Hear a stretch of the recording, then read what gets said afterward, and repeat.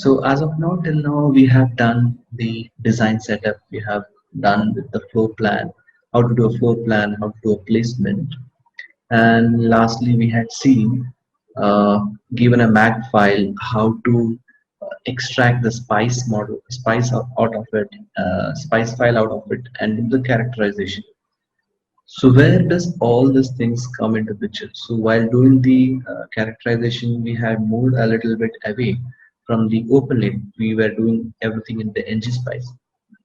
So where does this all get connected? So open lane, as you recall, is actually a place and route tool. So and for a placement of any cell, you need not require the entire mag file information. If you see a mag file that has got all the information in magic minus. Where am I right now? I'm in the VHC standard cell design. This is what we had cloned last time. So if you open the mag file, you can see all the details. That is, you have the power and the ground information, the port information, logic part. So for place and route, have you don't need these information.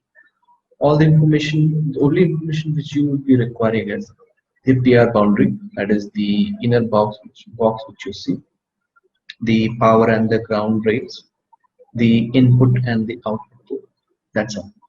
You don't need any information of the logic part. So basically, this is where the left comes into the picture.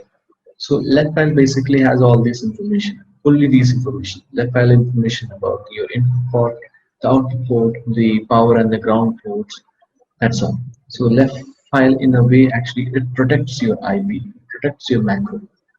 So our next objective would be first to extract a left file out of this .mag file, and then it would be interesting if that extracted left file could be plugged into the Pico RV32 flow. So till now we were all working with the standard cell library, that library cell that came along with the overlay. It would be interesting to see how the cell which we design can it be plugged into the overlay. So that would be an interesting thing to do. So that is what we will be trying to do today. So this is the Sky 130 INV Mac file which is attached, which was on which we did experiment last time, and now we have to extract the left. So from PNR point of view, you need to have you need to follow certain guidelines by making a standard cell set. One of the main guidelines we must follow is that the input and the output port must lie on the intersection of the vertical and the horizontal tracks. Second, the width of the standard cell should be in the odd multiples of the track pitch, and the height should be the odd multiple of the track's vertical pitch. So what is this tracks? This is what we would be looking into. The layout is already done. I just want to show how apt is this layout, because this information, like half of this information will be extracted in spare. So how accurate is this layout to be used with the PNR? So for that, let's understand what it actually is. So if you go to the open lane directory, sorry, not open lane, I think you have to go to the PDKs. PDKs Sky 130 lips dot tech. Yeah, then open Sky HT. Yeah. If you go inside this, you'll see a file called tracks.info. So tracks are basically nothing but uh, just like these are basically used during the routing stage. So route routes can actually go over the tracks. So which are the layers? Which are the routes are basically the metal traces, It is the traces of Li1, traces of metal 1, traces of metal 2. So you cannot that it's a basically the PNR is an automated flow. So you need to specify where all you want your routes to go. So that specification is given by tracks. So it's only over the tracks can the PNR to route the metal routes. So you can see here for a Li1 layer, the X, the horizontal uh, the horizontal track is at an offset of 0.23 and having a pitch of 0.46. So that is the X pitch I'm talking about. So, so each of these tracks are spaced 0.46 along the horizontal direction. Similarly, in the Y direction, they are spaced along 0.34. So this is the horizontal and the vertical track which I am talking about, and this is there for every metal layer. Every metal layer has an X and a Y a direction. So if you recall the first point which I set for which I had set for the one of the guidelines which I set for the standard cell set design was that the ports should be on the intersection of the horizontal and the vertical tracks. So if you see for the uh, just for your reference, the ports are in Li1 metal layer. So I need to ensure that these ports are on the intersection of the Li1 horizontal and vertical tracks.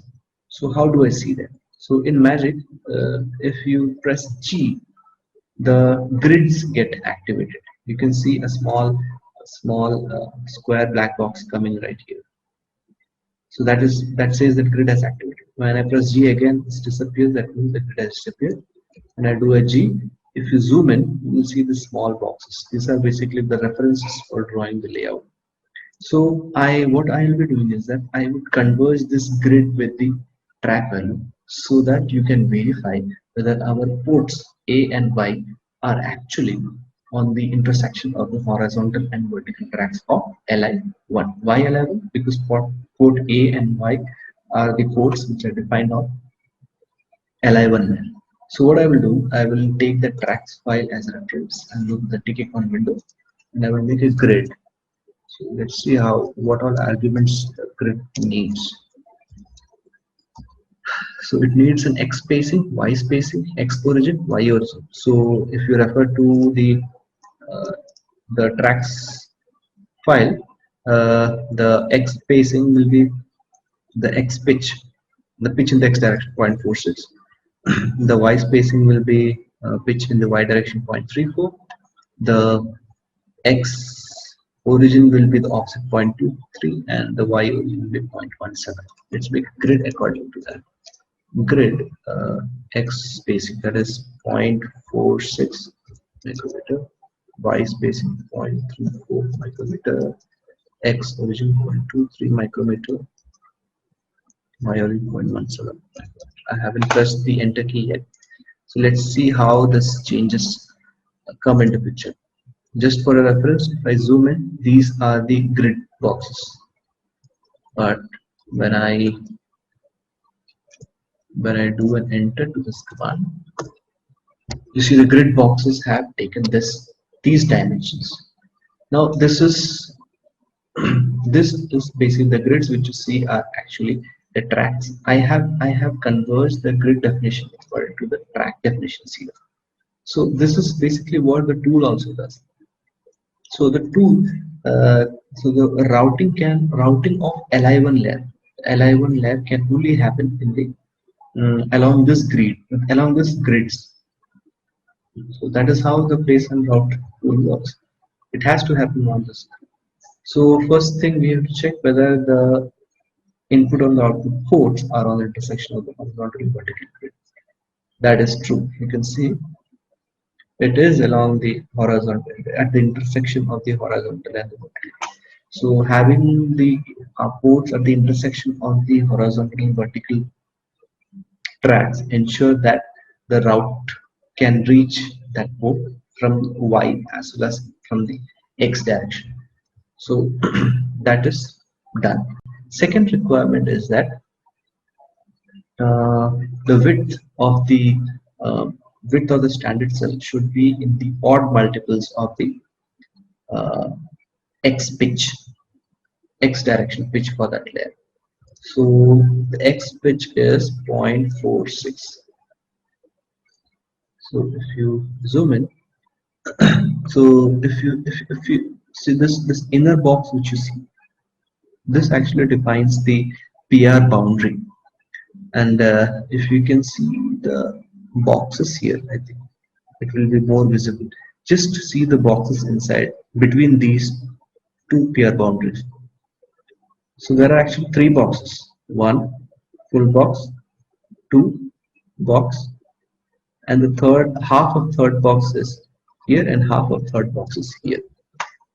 So that is one of the other guidelines for layout of the standard cell. That means the width of the standard cell should be in the uh, odd multiples of the X pitch. Same thing we require for the height of the standard cell. So if you see, the height is along this direction. Just count the number of grid boxes. So so that actually ensures that our standard cell layout is done as per the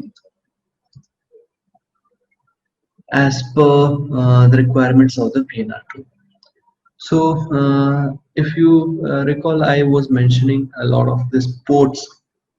So if you go back to my documentation on the GitHub, whenever you make a layout, there are no, you just define the layers, you define the contacts. There are no ports. So ports doesn't mean anything to the magic. So port definitions are basically required while you want to extract the left file.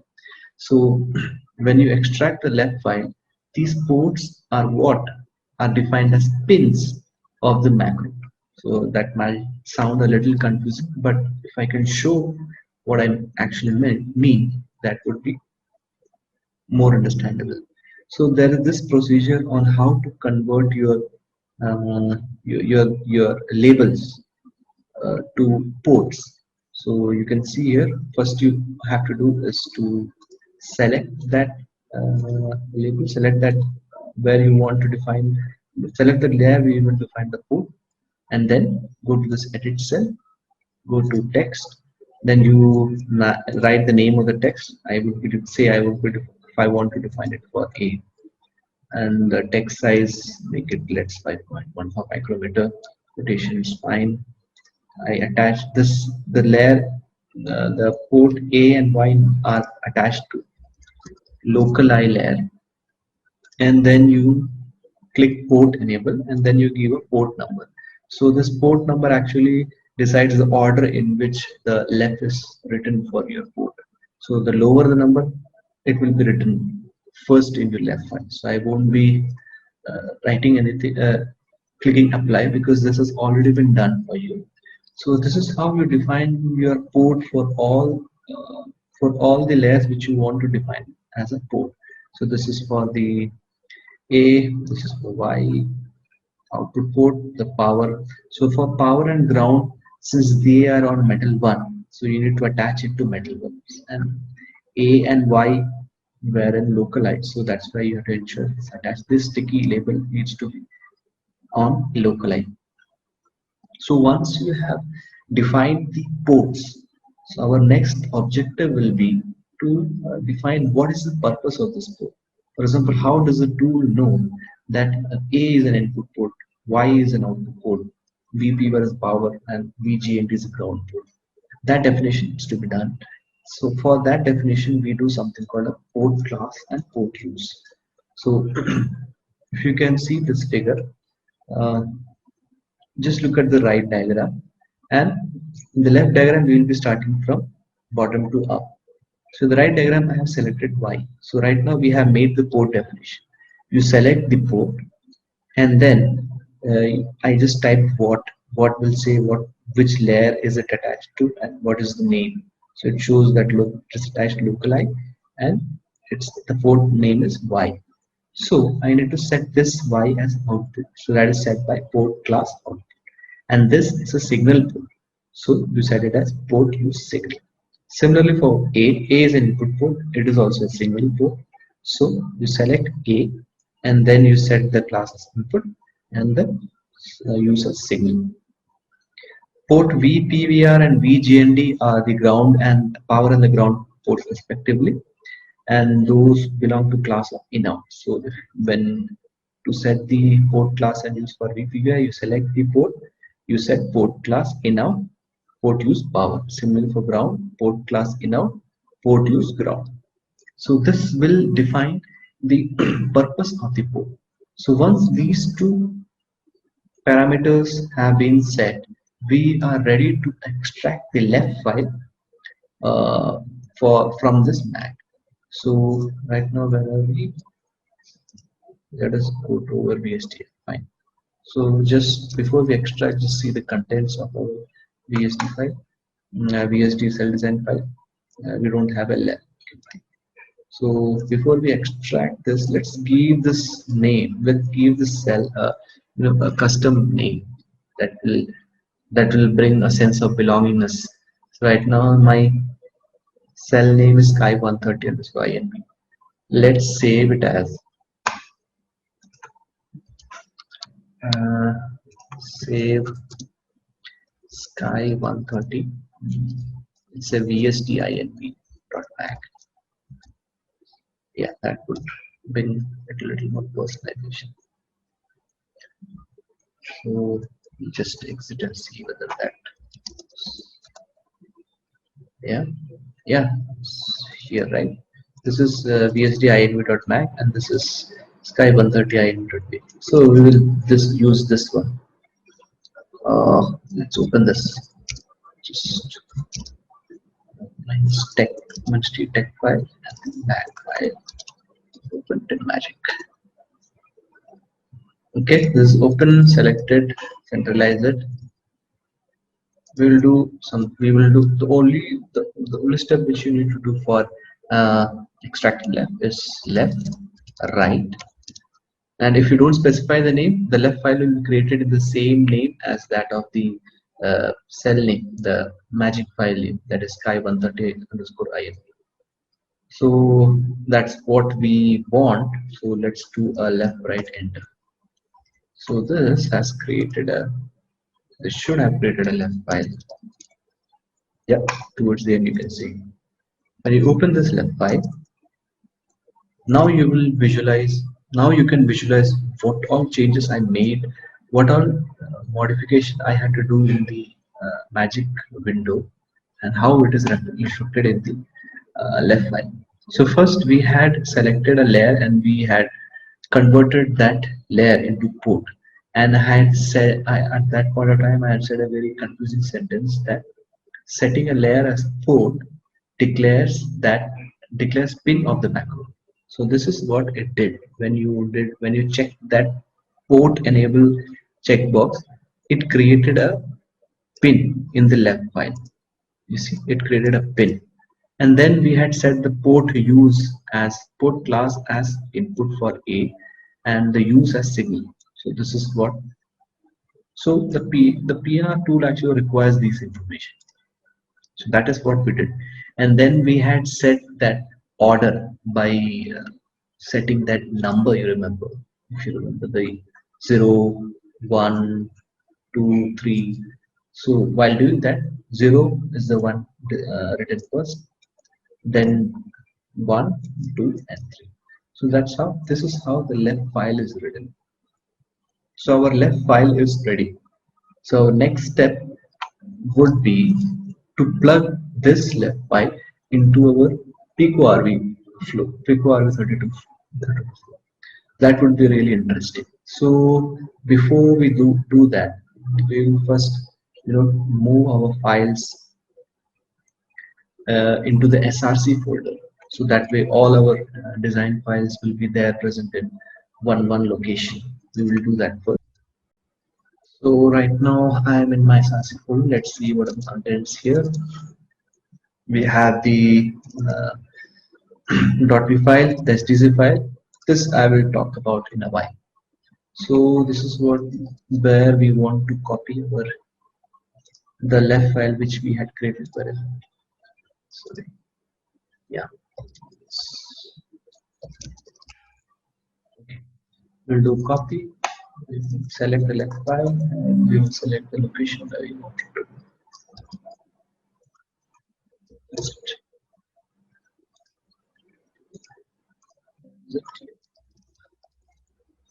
okay, the left file has been included. Now the basic idea is that we have to include our custom cell into the OpenLane flow, and the first stage in the OpenLane is synthesis. So we have to ensure that the flow, the ABC, if you remember the ABC step of the synthesis maps the netlist to the cells in the library. So we need to have a library which has our cell definition for synthesis. So that also has been included as a part of the VSG STD cells. That go to libs.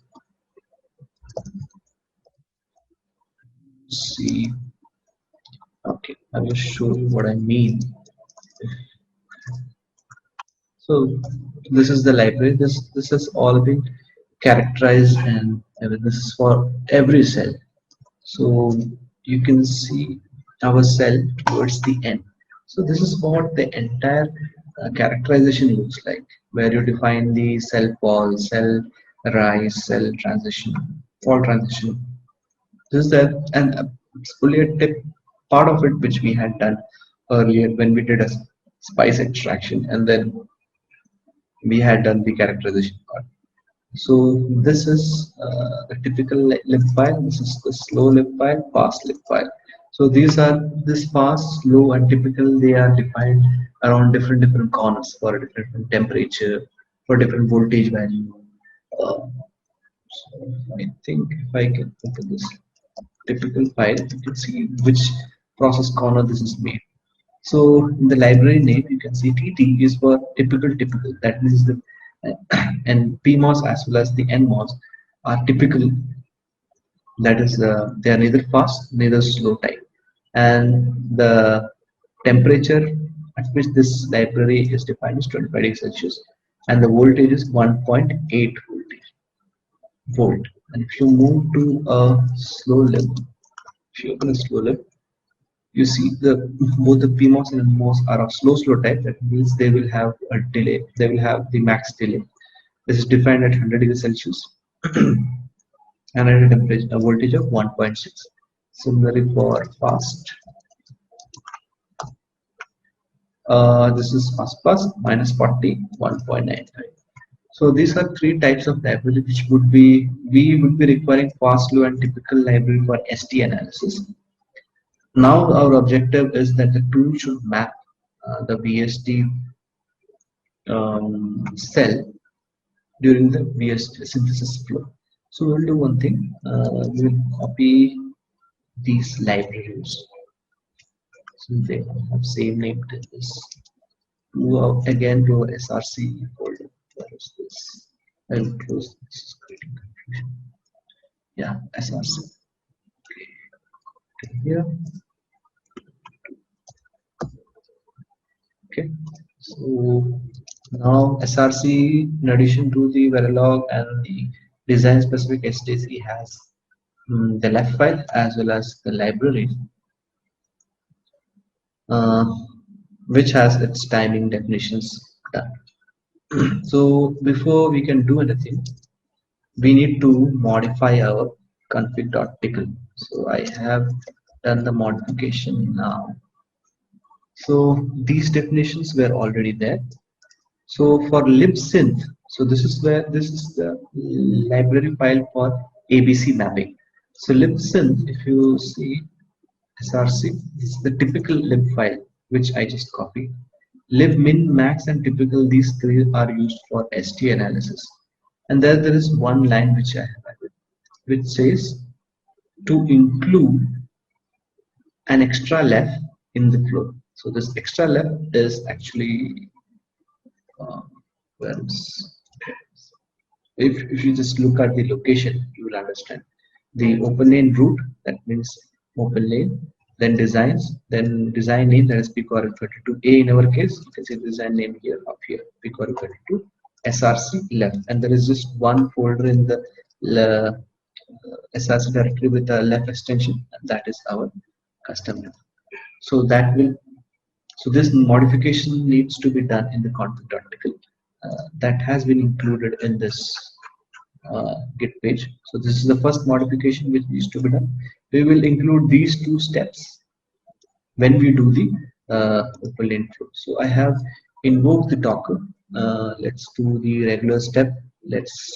Which was the first step? We do the flow.tcl and we tell this as an interactive run. Interactive. Okay. Then we require package require open lane, and then usually what we do is we do a prep hyphen design, and then we do the design name. So if I want my to continue my open flow in one directory rather than creating uh, a separate directory for every flow. Right now in my runs directory I have 4 directories. So if I execute this command, this will create a 5th directory with today's date. So if I want my work to continue in this directory itself, so I will copy this name and I will do -tag and I will put this name and then I will do an override. So this override switch will actually take the new values that are defined, which we right now define in config.tcl. So here you can see it is removing the existing uh, run for which will clear everything, and it is taking the value from config.tcl. And after this get finished, we will just include these 2 additional lines to ensure that open lane flow takes our left file. So preparation is complete. This done. With this done. Okay, now comes the deciding part. Now we have to see whether the synthesis run maps our custom VSD inverter into this flow. So the mapping will be taken from the lib_synth. If you remember, in the config we had defined lib_synth. So our cell timing and characterization, everything has been done here. So we have to check whether this open lane would take our cell or not. That would be an interesting thing to see. Let this run happen. Okay, so this is the deciding part of the synthesis where the mapping of the netlist happens with the synthesis library. So if this stage takes our cell, then the first part of our plugging of custom cell could have happened. Let's see. Oh yes, we have 2201 instances of our cell. That's a good sign. So this is just synthesis.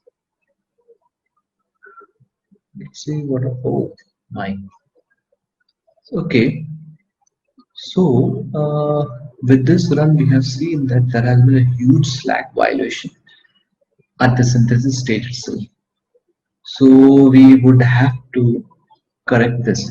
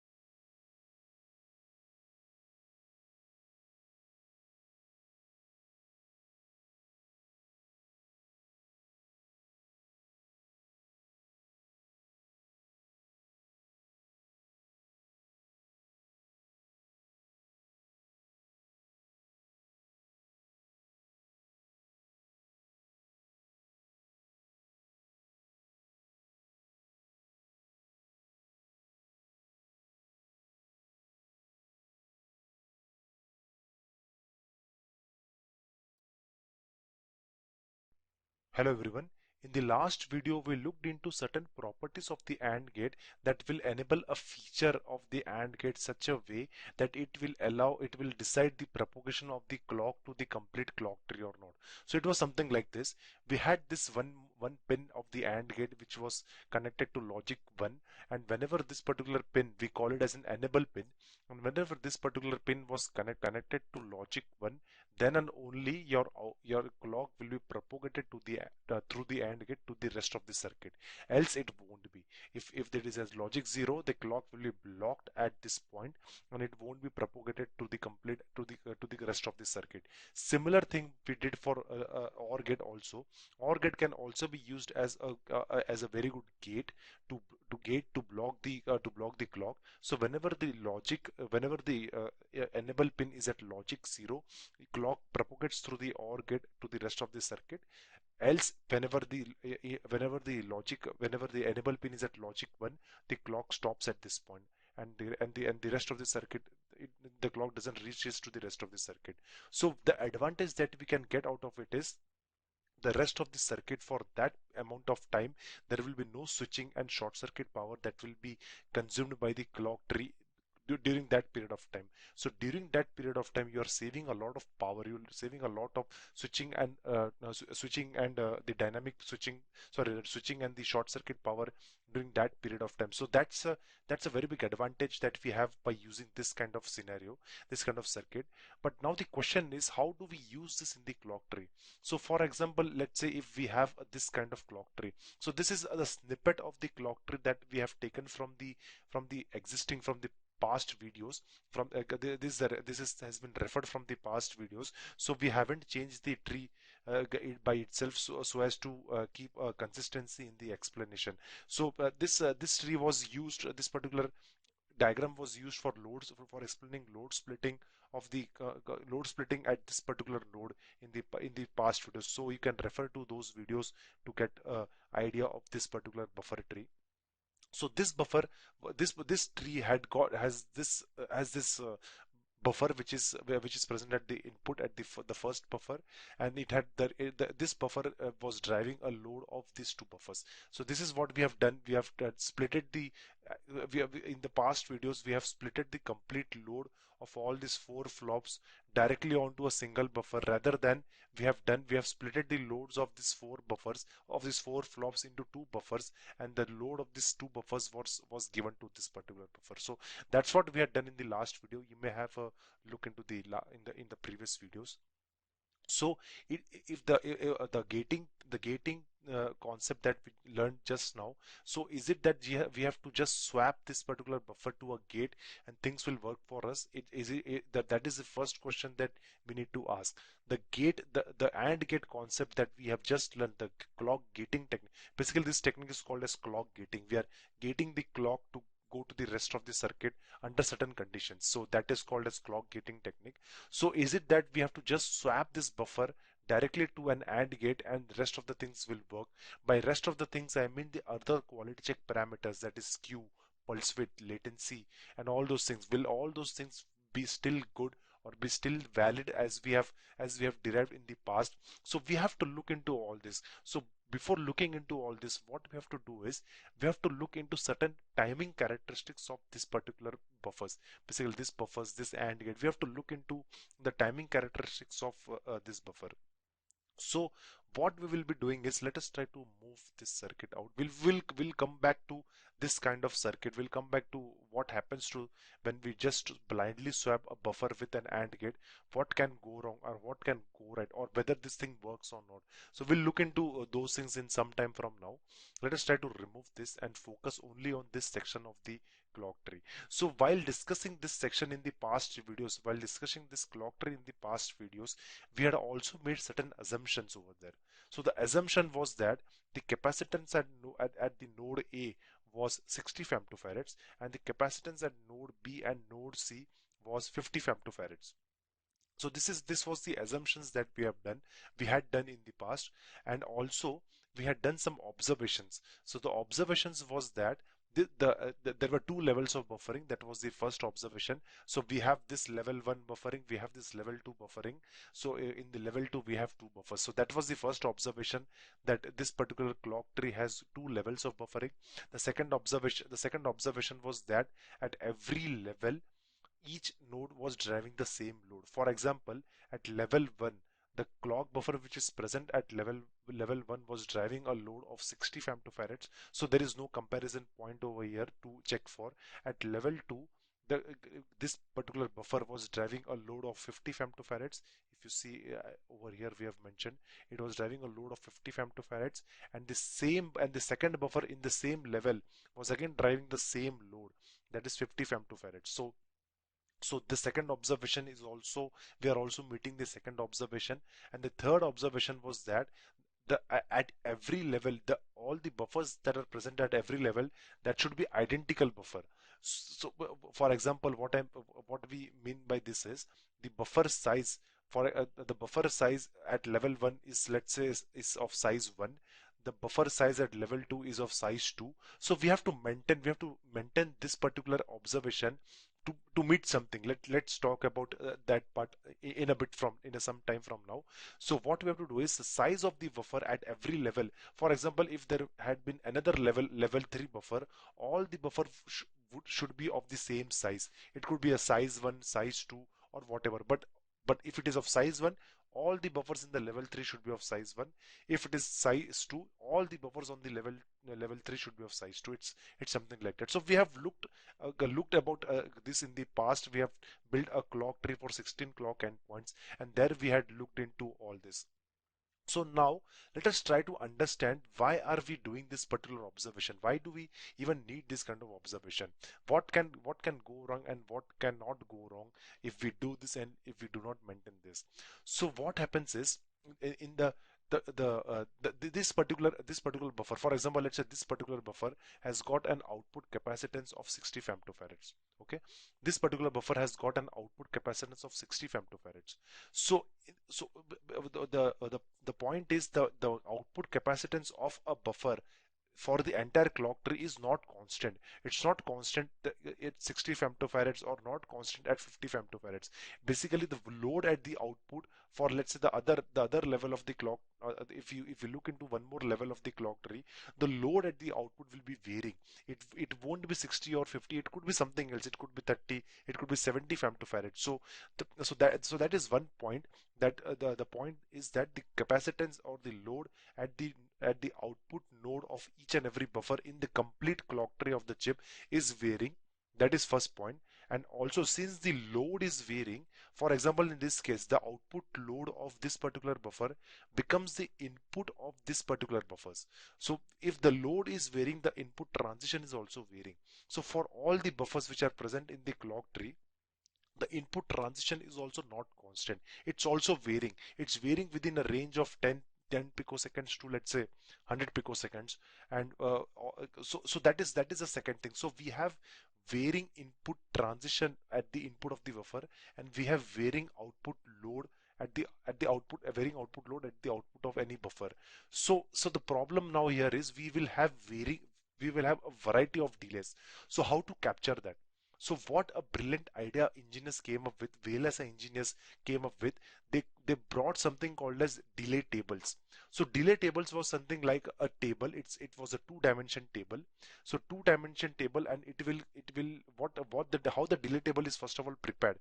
So what happens is, this particular buffer, for example, buffer of size 2. So since we are talking buffer of size 1, let's take this buffer. So this particular buffer was taken out of this particular complete circuit. It was taken separately. The input transition of that particular buffer was varied from a range of transition, and the output load of that particular buffer was varied with a range of various loads. So for example, the input transition was varied from 10 picoseconds to 100 picoseconds, for example, let's say. And the output load of that particular buffer was varied from 10 femtofarads to, let's say, 100 femtofarads. So with this varying input transition and output load, the delay of that particular cell was characterized, and it was put in a table form, in a tabular format. So now what happens is, this particular table, so for example, this was the range of inputs that was given to this buffer. So at first point of time, we gave input transition of 2 picoseconds. We stimulated it with an input transition of 20 picoseconds. We fixed a load output of 10 femtofarads and then find out the delay of this particular buffer. So it came to some number. That number was printed over here. Next, what we did, the input transition was again kept as 20 picoseconds and the output load was varied to 30 femtofarads, and again the delay was calculated and that delay was printed over here. Third, the input transition was kept as again as 20 picoseconds. The output load was now increased to 50 femtofarads and the delay was calculated. In this way, all this complete table was filled. Similarly, input transition was again varied. It was made to 40 picoseconds, and again the output load was the range of output load was varied in a fashion of 10 femtofarads, 30 femtofarads, 50, 70, 90, 110, and for each load there was a delay that there was a delay that this particular buffer gave, and that was printed over here. So in this case, the complete table was filled, and eventually this delay table became the timing model of this particular buffer of size 1. So one buffer with one size and one VT, one threshold voltage. So this buffer also will have NMOS and PMOS. So basically, if you have an NMOS and PMOS, it will have certain threshold voltage, it will have certain VT, and since it is of size 1, it has got a fixed size. So one buffer of fixed size and fixed threshold voltage had a delay table something like this. Similarly, there was one more delay table that was prepared for some other size. For example, in this case we have one more buffer of size 2. So for this also there was a separate delay table that was created. So in such a fashion, there were delay tables that were created for each and every cell, each and every type of cell, and then those delay tables became the timing models of this particular of the respective buffers. So what we'll do is, since I'm already running out of time, we'll try to take this explanation and we'll try to briefly explain what we are talking about in the next video. Thank you. Hello everyone. Let us try to continue with the delay table concept for some more time, and then we can move on to the further topics. So delay table was a representation of the delays for this particular, for let's say this, for one of these cells. So similar delay tables will be having for each and every kind of gates. For example, AND gate, OR gate, XOR gate, XNOR gate. So all these gates will have its individual delay table kind of thing, which we will be looking not in this set of videos but in a static timing analysis section. But in general, if we are looking for a delay table of a buffer, let's say for a buffer of size 1, so this is something how it will look like. The buffer is taken out of the circuit, and it is characterized for a varying for a range of input slew and for a range of output capacitance. So it is characterized for this range, and then individual delays are being taken out. So for example, in this case, 40 picos, if the input was 40 picoseconds and the output load was 50 femtofarads, there will be some delay value that will be printed somewhere over here. So let's look into sample examples. So for example, these are the delay numbers x1, x2, x3, x4 and all. So these are the delay numbers. So for example, if we have a something, if we had if for example, at the input of this particular buffer, if you have a transition of 60 picoseconds and the output load, let's say we'll take the same one, the output load is 60 femtofarads, no, or let's say 70 femtofarads. Take a general example. So the input transition of this particular buffer is 60 picosecond and output is 70 femtofarads. So this is how we'll be looking into the table. It will be something like this. So we will take the input transition, which is 60 picoseconds. So 60 picoseconds will be this complete range, and out of that we have to look into the one have we have to look into that column which will have the load of 70 femtofarads. So 70 femtofarads lies somewhere over here. So the point at which these two intersects is this one, it's x16. So the delay of this buffer will be x16. So similarly, you can find out the delay of this particular cell by varying the input transition, or basic, for example, in this case now, the output load is connected to the input of this particular buffer. So so this part is so so this becomes the transition on this net becomes the input transition for this particular buffer. So that will be looked upon in the table, and the output load will be looked upon in the table, and wherever the input slew and output load intersects, that becomes the delay of this particular buffer. So that's how we look into the delay table. So now let us try to bring up one more delay table for. So this was the delay table of buffer of size 1. So let us try to bring up one more delay table for the buffer of size 2. For example, delay table for cbuff of size 2. So this is so this delay table will be applicable for all those buffers whose size is 2. In this circuit, the size 2 buffers are this one and this one. So this delay table will become a timing model for this buffer and this buffer also. Okay, so let's look into let's take the same range from 20 picoseconds to 80 picoseconds input slew and output load of 10 femtofarads to 110 femtofarads. Let's take the same range and let us print some different numbers. So the numbers over here will vary from the numbers which are there in the delay table for the buffer of size 1, and the reason is quite obvious, because buffer of size 1, when we say a buffer of size 1, it will have PMOS and NMOS of a size, let's say 1, and when we say a buffer of size 2, it will have a PMOS and NMOS of size 2. Basically, it's the W by L ratio of the PMOS and NMOS. So the PMOS and NMOS will be of a definite size that will correspond to the when we say 2, and in this case the PMOS and NMOS sizes will be corresponding to the one that we will be the sizes will be the one which will correspond to the variable of size 1. So this is how basically when we say of size 1, of size 2, it's basically the internal PMOS and NMOS devices. It's the W by L ratio that is actually varying. So that is what we mean by device size. And and we know that when you increase the PMOS size or increase the NMOS size, you're actually reducing the resistance, and basically you're varying the resistance. Once you change the size of something, you vary the resistance of that particular device, and by varying resistance you have varying RC constant. So RC constants is nothing but the delay of that particular cell. So it's how is it? That's why for each and every size of a buffer, we will have its individual, its exclusive own delay table. That's why we will have like hundreds of delay tables for a set of gates. So clock buffer by itself could be varying from size from 1 to 10, which with one being the smallest size of the buffer, and smallest size of the buffer, and 10 being the highest size of the buffer.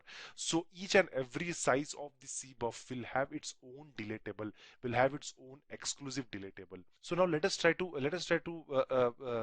take some practical examples rather than using some superficial theory. Let's try to use some practical examples and use these delay tables in this circuit itself. Let's try to do that. It will be very interesting to use these delay tables on the real circuit, so that will make actually more sense.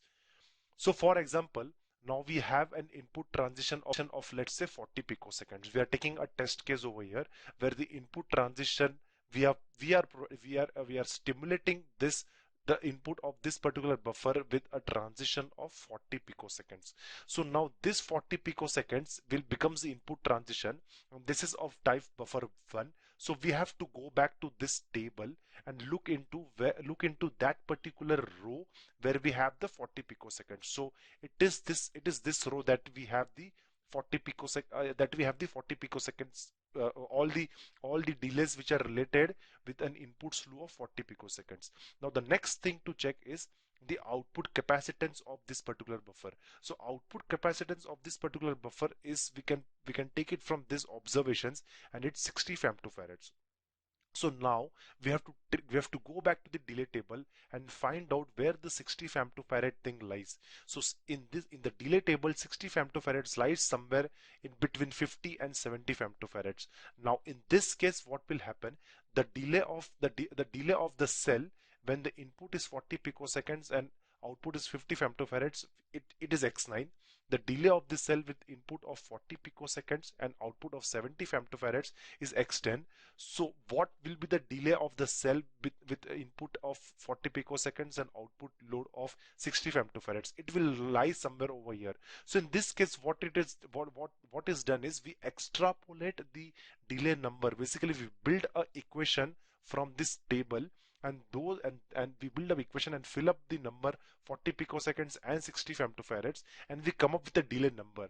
So the values for which the delays are not available in the table, those values are extrapolated from the given data. So for example, we have a set of data, and now we can deduce an equation out of it. So there are various numerical techniques that we can use to get the data. So it's all automated. We can the numerical techniques has got several techniques where you can deduce the equation with a given number of inputs. So there are techniques to do that.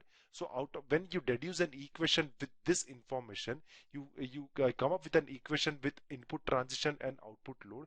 You need to just fill up the value of input transition. You need to fill up the value of output load, which is 60 femtofarads, and get the delay number. So in this case, since the delay number for 40 picoseconds input transition and 60 femtofarads output load is not present in the table, this data, this set of data which is there in the yellow table, which will be used to deduce an equation out of it, and from that equation we will be getting a delay number for an input transition of 40 picoseconds and output load of 60 femtofarads. So in this case, let's say after we do this, the delay that comes for this particular cell, let us try to call it as x9 dash. It's somewhere between x9 and x10. So let us try to call it as x9 dash.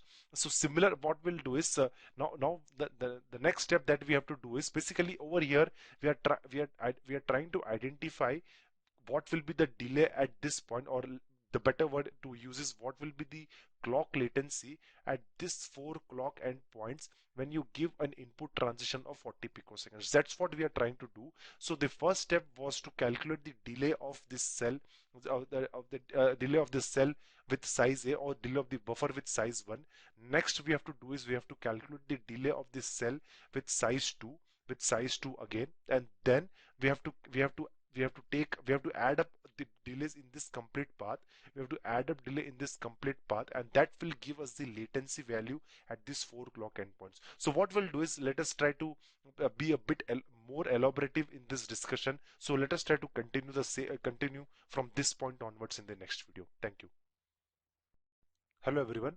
So let us try to continue from where we left at the last time. So the next job that we have over here is to calculate the delay for the buffer of size 2, and then eventually we need to calculate the latency from clock port to this clock endpoints. So that's what we have to do, and eventually we'll also calculate the skew between the clock endpoints. So let us try to move on.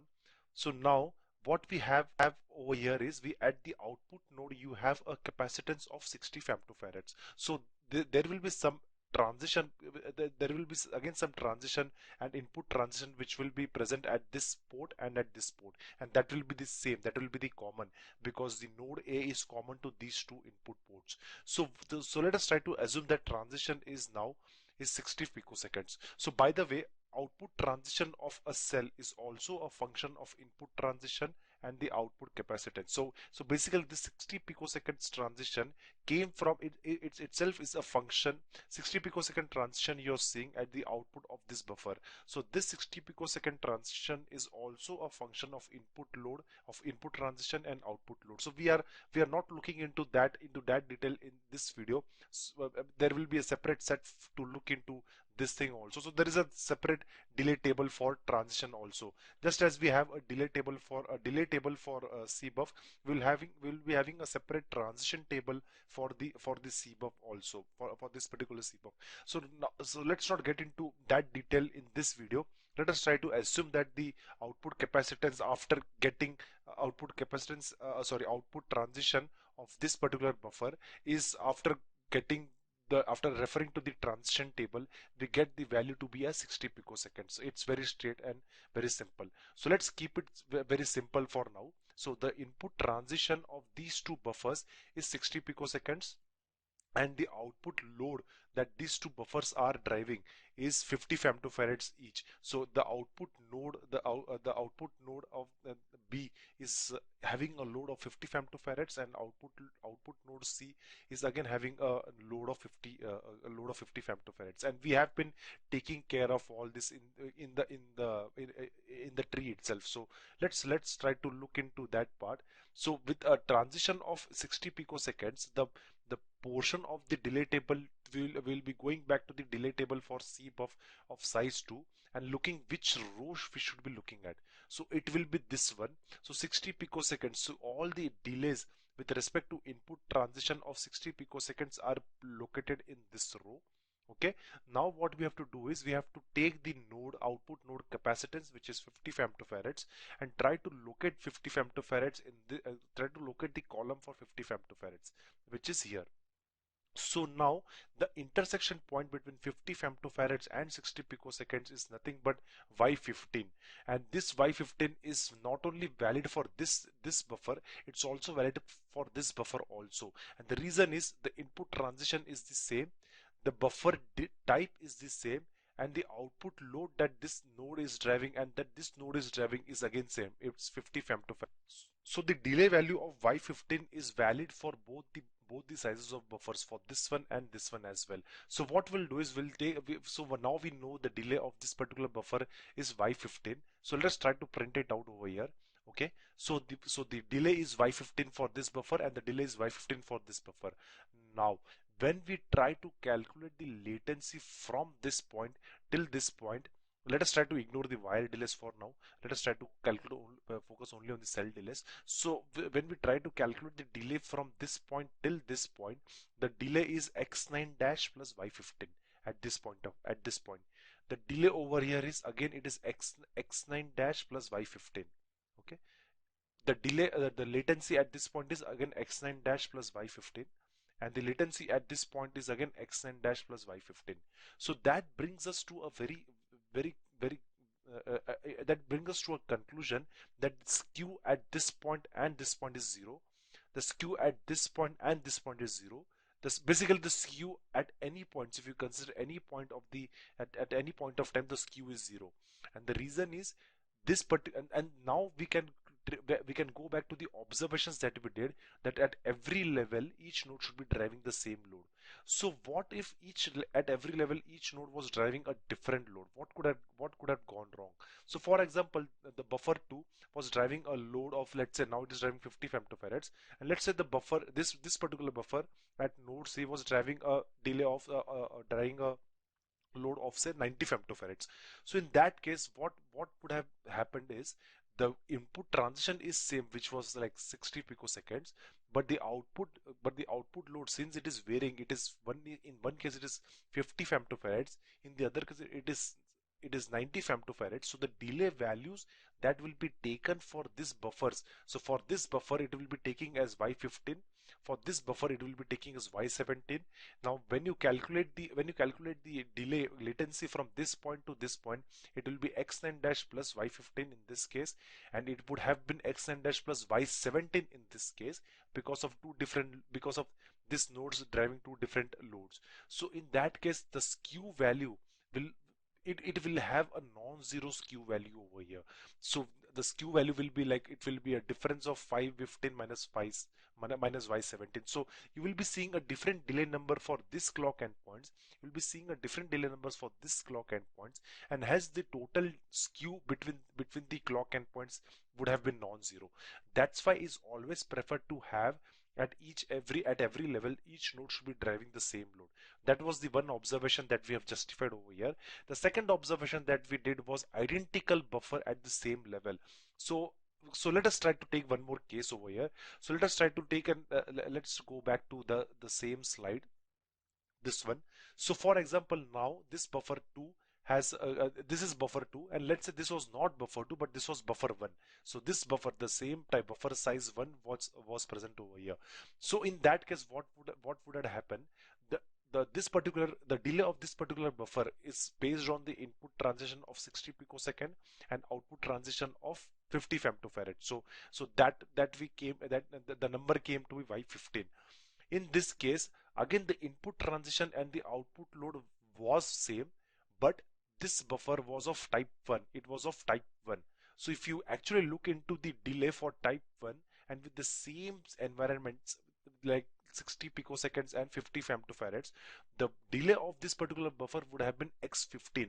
So if you compare x15 and y15, they are actually two different numbers. So if being these two as two different numbers, you will be facing the latency from this point till this clock endpoint in this case would have been x9 dash plus y15, and in this path it would have been xn dash plus x15. So that would have resulted into a non-zero skew.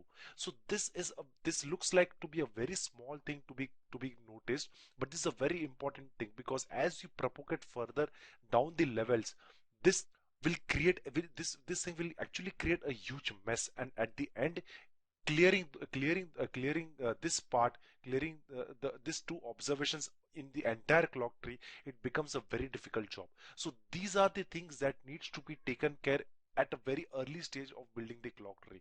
So we have so now it's very clear from this delay table concept and the concept of applying the delay table as timing models for these buffers. It's very clear now that how having a different buffer at the same level would create a problem. Also, how how the buffer at each level driving a different load will create a problem. So for this small clock tree, it would create a small non-zero skew. But as you try to propagate this complete skew numbers down the complete chain of let's say for a millions of flops clock tree endpoint, in that case this difference in the delay numbers at the same level will be propagated and it will eventually come up to a very large number, and that might lead to other problems which will be static timing analysis problems. There will be setup time problem, there will be hold time problem, which we will be talking further in the further slides. But so this is a very important observation, and this is the thing that you need to look into at a very early stage of the clock tree. Okay, so what we'll do is, since this part of the concept is now we have covered to a greater extent this part of the concept. Now we have to move into the main part of the concept, which was power aware clock tree synthesis. So in that case, what we have to consider is, we have to consider that, for example, let's say for a time period, for a certain time period, this particular thing, these two flops are not active, or the other way around, we can say these are active only under certain conditions. So these are special functionality of the chip. This section of the chip has got some special functionality, and this part of the chip will turn on only under certain conditions. In this case, what we can do is, we need not propagate the clock to this complete clock tree. You can actually stop the clock over here. So what that is how we can achieve the power aware clock tree synthesis. So let's try to look into a more deep about this particular problem in the next video. Let's try to do that in the next video. Thank you. A good thing to do, because that would ensure that that in a way actually reduces the wire delay by inserting buffers. So we'll just check whether the strategy is on or not. So echo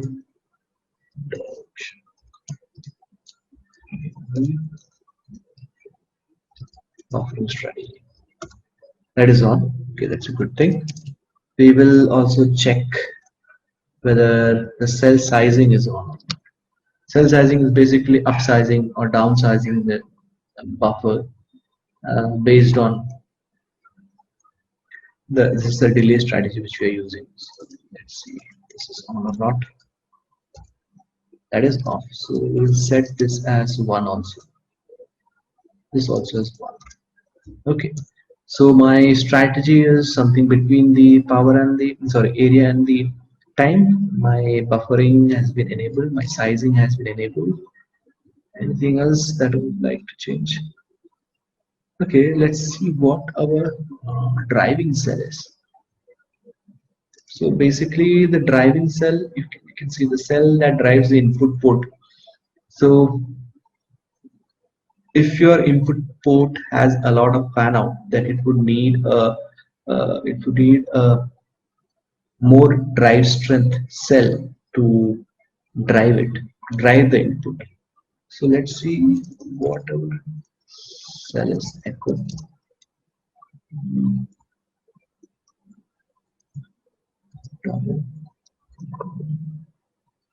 env cell. So that inverter 8, so that is fine. That has a good drive strength, so that is fine. Okay, let's see if these settings creates a netlist which has a reduced slack. You just run it once again. Let's see. Yeah, this is where it should pop up.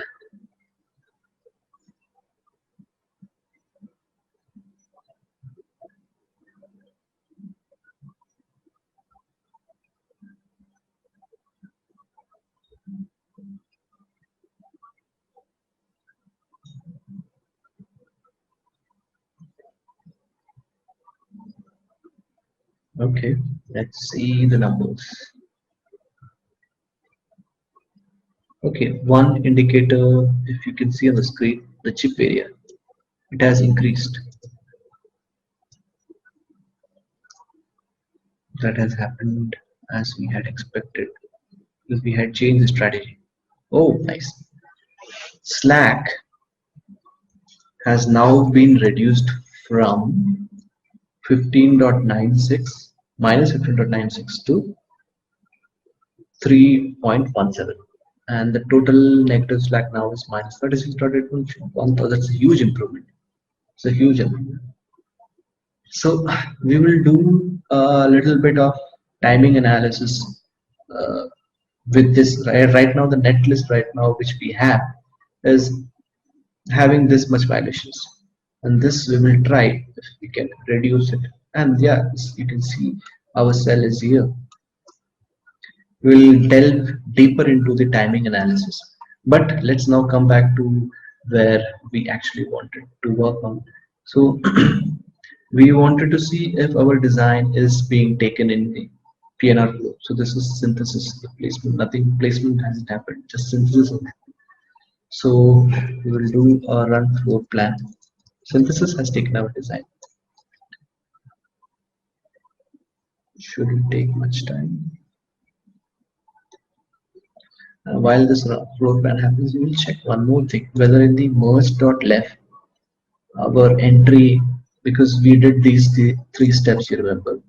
So these three steps was to ensure that when the merge.left gets created, our Sky 130 Sky INV VSD INV gets the left file of that gets added to the merge.left. Go to runs. You can see that minus tag option didn't create a new folder. It actually modified the existing, the one which we have specified. And let's do less.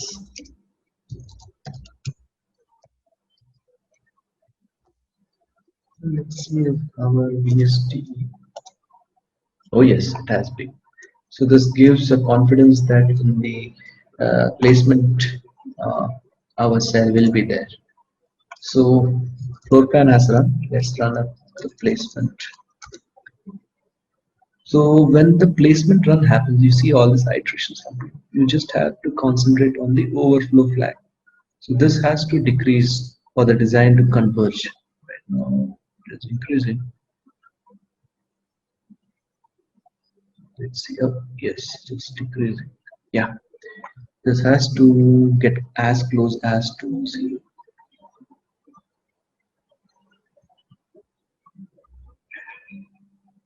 Because if it's not, then we might have some issues. Okay, the legality check is done, everything is done. Now this is the deciding time. Now we have to check whether our cell has been included in the PNR flow. In the PNR flow, we haven't done R, that means routing, we have done the placement. So it would be good to see what we have created being included in the PicoRV mega design. The results, we go to placement. There's just one dev file. We will do, let's see, magic. minus t caps t. The text file again. I have copied it here. So you can do this. You can copy the text file location to a notepad and then paste it whenever it's required. Left is actually the merge.left, which is actually two folders up in the temp folder, tmp folder, tmp do merge.left, and we do a def read. This is our def file. Okay, let's hope that our cell is somewhere in this. So there were close to 2000 something of instances, if you remember. Can you see the cell?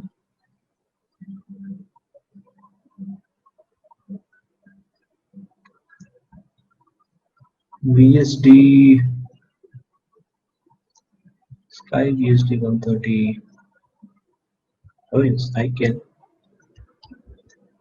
Yeah, there you are. This is one of the instances of a cell. So congratulations. So what overlap you see right now is basically the abutment. This is what abutment does. So abutment is to ensure that you know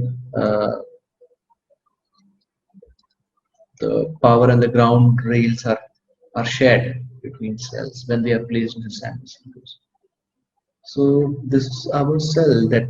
So right now what we have done is we have plugged in our custom cell into the open flow. It's a big pat on your shoulders. So actually, I think we can expand it also. Okay, if you do an expand, yeah, this was in a perfect alignment. You see the the metal one rail of this our cell and this cell. This is the one which is picked from the library, the D flip flop, and this is correctly aligned. So yeah, this is one of the big achievements with this. So congratulations. Hello everyone. So let's begin with the setup timing analysis. What we'll do is we'll take initially the ideal clocks. By ideal clock we mean that the clock tree is not yet built, and then we'll do a timing analysis with the ideal clocks first to understand what are the basic structures and what are the basic parameters that we need to get used to, and then we will be introducing the real clocks and then doing the timing analysis again. Okay, so let's begin a setup timing analysis with ideal clocks. So, and it's also single clock, so there are scenarios where your launch flop is triggered by some clock and your capture flop is triggered by some other clock. So let's now focus on a very basic and simple scenario of a single clock. Okay, so this is the specifications we have. The clock frequency is being given to us as 1 nanosecond or as 1 gigahertz. So the clock period, which is inverse of the clock frequency, is 1 nanosecond.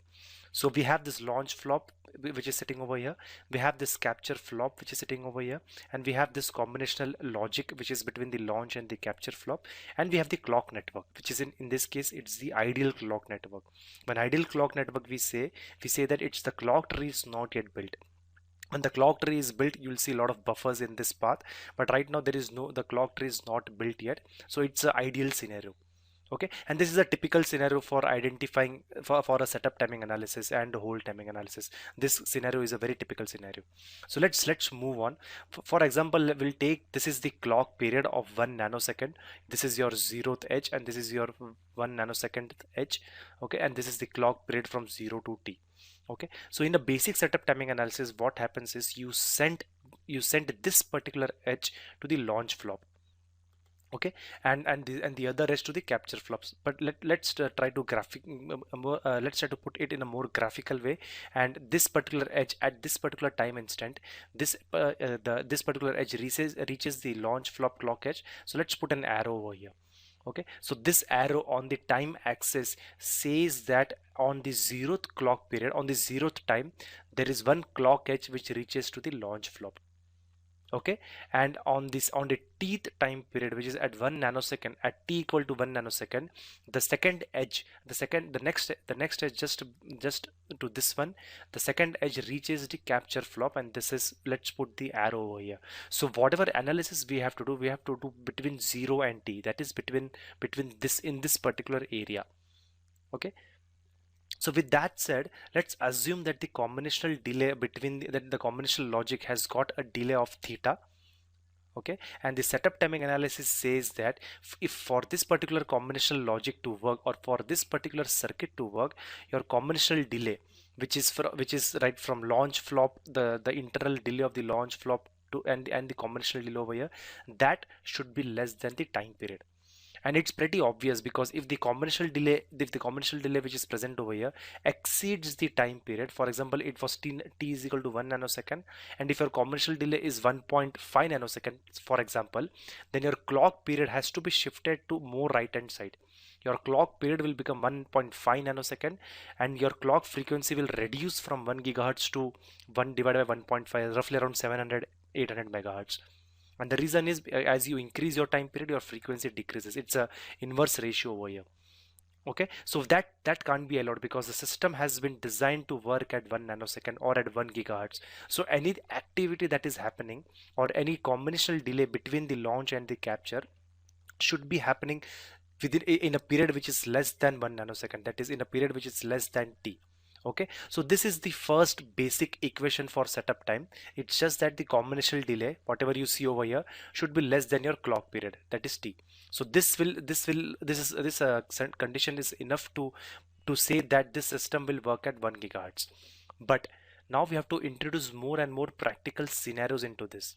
Okay, the first practical scenario is the flop itself. So let's open up this particular flop. When we open up this particular flop, you see some combinational circuit over here. So this flop, the box that you see over here, it has got several MOSFETs, it has got several logic gates inside it. It's not just a black box. There are a lot of gates inside it, and there are a lot of resistances and capacitances which are present inside the capture flop. So let's look into a more higher level thing of this particular flop, that is a structure which consists of two MUX. So this is the MUX1, this is the MUX2, and the way a flop works, it will be more clear from this particular timing graph. So when your clock is at zero, okay, your D input, whatever it is present at the D input, or whatever is present at the D input, that reaches from this particular point till this particular point through this particular MUX. So there is a delay associated with this particular transit of information. So your information moves from D to QM, and that takes an amount of delay which is equal to the delay of this MUX1, because this MUX1 is again built on various resistances, MOSFETs, PMOS, NMOS, and everything. Okay, so there is a finite delay that it takes for the D input to reach from this point to this point, and all this happens when your clock is equal to 0. And in this case, when your clock is equal to 0, the output is fed back to the input of the MUX, and that is being driven. So basically output is not moved, your output doesn't changes. When does the change exactly happens? When your clock switches from logic 0 to logic 1. So when your clock switches from logic 0 to logic 1, you see a logic 1 over here. When you say logic 1, the output of this particular MUX is now fed back to its input, and this particular data just rotates over here. But over here, when you feed a logic 1, your QM, the data which is present at QM, moves from QM to Q. So again, there is a second delay that is associated over here. So there is a MUX2 delay that it takes to reach from this point to this point. Okay, but the point is, why are we even looking into this? What all this thing will impact our setup timing? So that's exactly the point. So the point is the MUX1 delay or the MUX2 delay, when there is a clock, when there is a logic 0 on the clock or logic 1 in the clock, that will actually affect, or that will actually restrict your combinational delay requirement. So initially we have seen that the combinational delay theta was supposed to be less than t, but now things will change. Why things will change? Let's see over here. So when you see there is an edge that is coming over here, for example, let's capture flop clock edge. Okay, so when the edge at the t clock period reaches at the clock port, the capture flop knows that it will need some finite amount of time for input that is coming at d to bring it somewhere at the center of the flop, to bring it somewhere over here.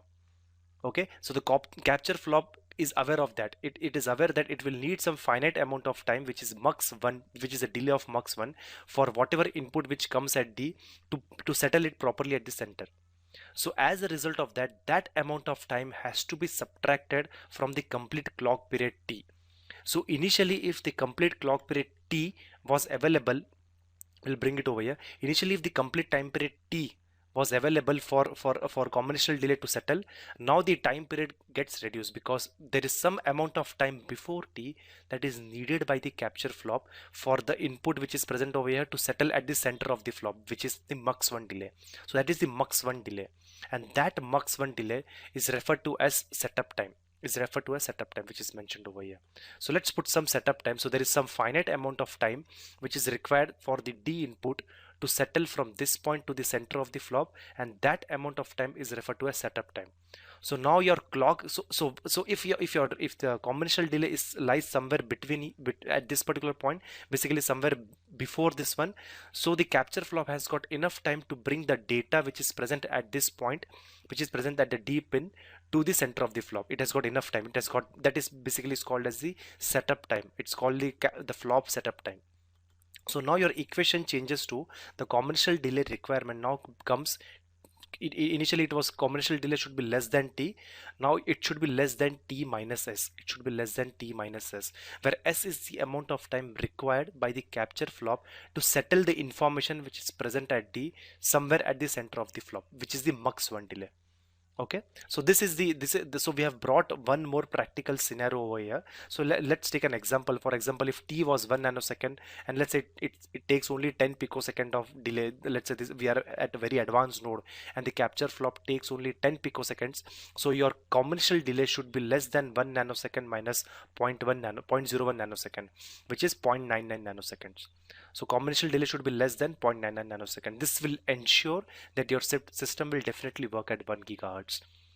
Okay, so this was the first level of practical scenario that we brought into the picture. There are more levels of practical scenario that will be coming into the picture, but since I'm already running out of time, let's try to bring all those practical scenarios in the next video. Thank you. Hello everyone, let's continue our discussion on setup timing analysis, and let me bring upon over here our original slide. Okay, so this was the condition that we have arrived to. We said that the combinational delay should be less than the clock period minus the setup time. So this was after bringing one of the practical scenario onto the equation. Okay, so let's try to move on and bring in more practical scenarios. The next one that we'll be talking about is about something called as jitter. So what happens is, this clock is been created by a PLL, by a phase log loops, or there is some clock source that is present over here. So that clock source is expected to send the clock signals at exactly 0, t, 2t, and all those time periods. Okay, but the clock circuitry that is being built over here, or the phase log loops, basically any clock source which is present over here, which is sitting over here, that's again based on, or that's again made on some real chip, on some real circuitry. It has got some wires, it has got some variations, it has got some positive and negative variations. So that clock source might or might not be able to generate a clock period which provides a clock edge exactly at 0 nanosecond, or which provides a clock edge exactly at t nanosecond. So that clock source might have got its own inbuilt variation, and due to that it might provide a clock edge which can come exactly at 0, or somewhere before 0, or somewhere after 0. And similarly, the clock edge at t nanosecond, the second clock edge that the clock source sends to the circuitry, that can arrive at t nanosecond, or before t nanosecond, or somewhere after t nanosecond. The variation will be very minimal, but there is an amount of variation, and that variation is basically because of the inbuilt variation of the clock source generation. Okay, so that's basically called as a jitter. and there is a temporary variation of the clock, and as a result of that there is a temporary variation of the clock period. For example, if let's say there was some variation in the clock source or the PLL that is supplying the clock. The PLL is basically a circuitry that generates the clock period, that generates the required clock period. Okay, and because of its inherent variations inside the PLL, it sends a clock edge so let's say at this edge, not at 0 but at this edge, to the launch flop, and the next edge that the PLL sends to the capture flop is at this particular edge and not at 1 nanosecond. So initially the period was from 0 to t, and now it has shrinked from this point to this point, and which is definitely less than 1 nanosecond. So this temporary variation of, and this is a very less variation, but this still accounts for failure of the for failure of the circuits. And the reason is because the combinational delay that we have analyzed this circuit for was kept as less than t minus s, but now the combinational delay requirement becomes even more stringent because of this kind of variations, and those variations are captured on a term called as jitter. Jitter is referred to as temporary variation of the clock period. Okay, and as a result of that, this has to be modeled somewhere in this particular equation only, because there is no other way to control the non-idealities of the PLL. So to capture or to model the non-idealities of the PLL, let's try to do it over here itself, and let's try to bring this particular equation to a more real scenario. So initially we had like combinational delay should be less than the clock period minus the setup time. Now let's try to bring out one more parameter to model the jitter, or to model this particular temporary variation of the clock, and let's club this variation and this variation onto a single parameter called as uncertainty, and let's bring it over here. Okay, so now your clock period, your combinational delay, which was supposed to be less than t minus s, it was supposed to be less than t minus s, and now it will be less than t minus s minus su. Su is the setup uncertainty, because we are doing a setup timing analysis. Things are different for the whole timing analysis, because in that case there is only a single edge that comes at the launch and the capture flop, so this can be a more relaxed. We'll come to that in some time from now. But in the setup timing analysis, since the different edges goes to the launch and capture flop, and as a result of that, there will be different jitter values for the launch flop and the capture flop clock edges, and as a result of that the window looks a bit bigger over here, and as a result of that now the combinational delay should be less than t minus s minus setup time minus setup uncertainty. Okay, so if you try to bring into some real numbers over here, so if we try to bring in real numbers over here, so the clock period of 1 nanosecond and setup time of 10 picosecond and uncertainty of 90 picosecond, your combinational delay requirement becomes t minus s minus su, which is 1 nanosecond minus 10 picosecond minus 90 picosecond, which comes to roughly around 0.9 nanosecond. So this is your new combinational delay requirement. So with that understanding, let's try to take up this particular specifications at the top and see what and identify the timing paths from our existing design. So we'll have this we have this clock period as 1 nanosecond, the setup time as 10 picosecond or 0.01 nanosecond, and the uncertainty as 90 picosecond. So with that specifications, let's try to identify the timing path from our existing scenario. Okay, so we have to identify the timing paths with single clock. So we have this set of logic which has the single clock, which is going to flip-flop 1 and flip-flop 2, and we have this set of logic which is again having a single clock going to flip-flop 1 and flip-flop 2. Okay, so this is one set of logic which has got ideal clocks and single clock, and this is another set of logic. Okay, so with that what we have to do is we have to identify the combinational path. Okay, so the theta that we were mentioning in some time back, we have to identify the theta, the value of the combinational delay over here. So the combinational delay value will be something like this. It will look something like this.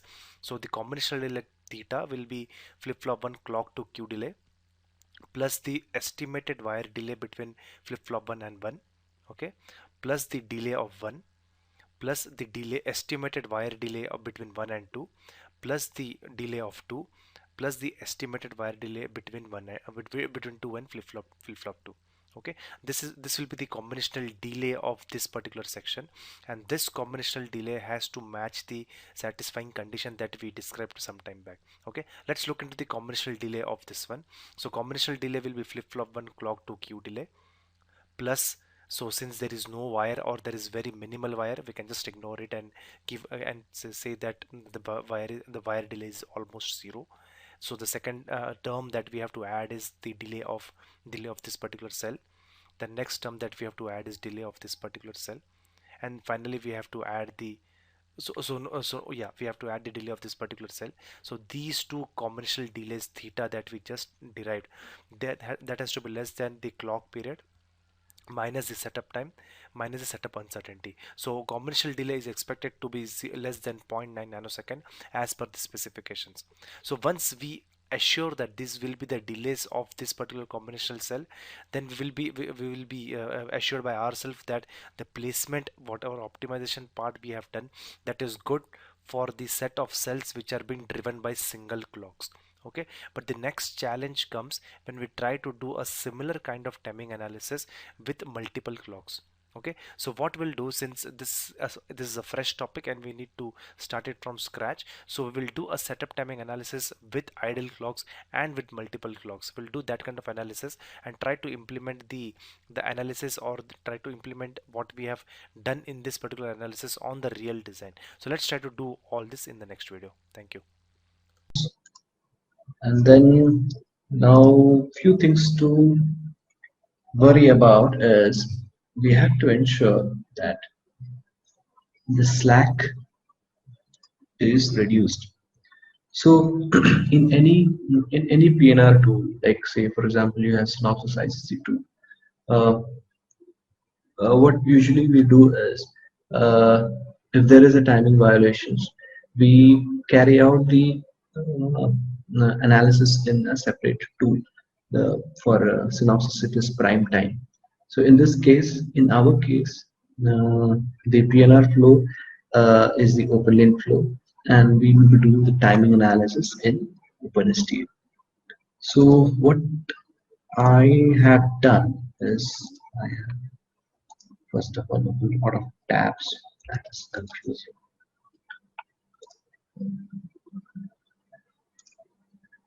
Okay, let's close this one now.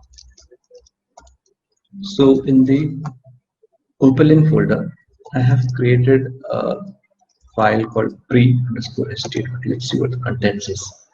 The contents is nothing. It has just set the units.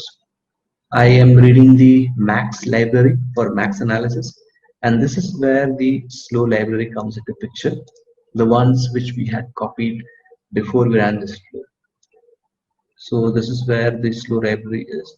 This is where the min library is for minimum analysis, that is the hold analysis. And I will be reading my Verilog from this location. So there is a question. There might be a question which you might be wondering. So if I go to this location, right? I think it's open somewhere. Yeah. In the results, I go to synthesis. If I do an ls minus LTR, what do you think? How many Verilog files will be created? One, right? Because synthesis is where the mapping happened and the logic got mapped to gates. But we have done floor plan, we have done placement. So no additional netlist were created. As and when we go forward, say for example when we do a CTS. So CTS is a stage where you know by now is we insert the clock buffers along the clock path. We actually are building the clock tree. So that will also place the clock buffers along the clock path. So in that case, we are adding buffers. We are actually changing the netlist. So when CTS runs, in addition to creating the clock tree, it also creates a netlist file. So after CTS, you will see a new Verilog file here. So that would be a good observation. So right now in this case, even though we have done till placement, but there has been no addition of new cells. So we are taking the Verilog from this location.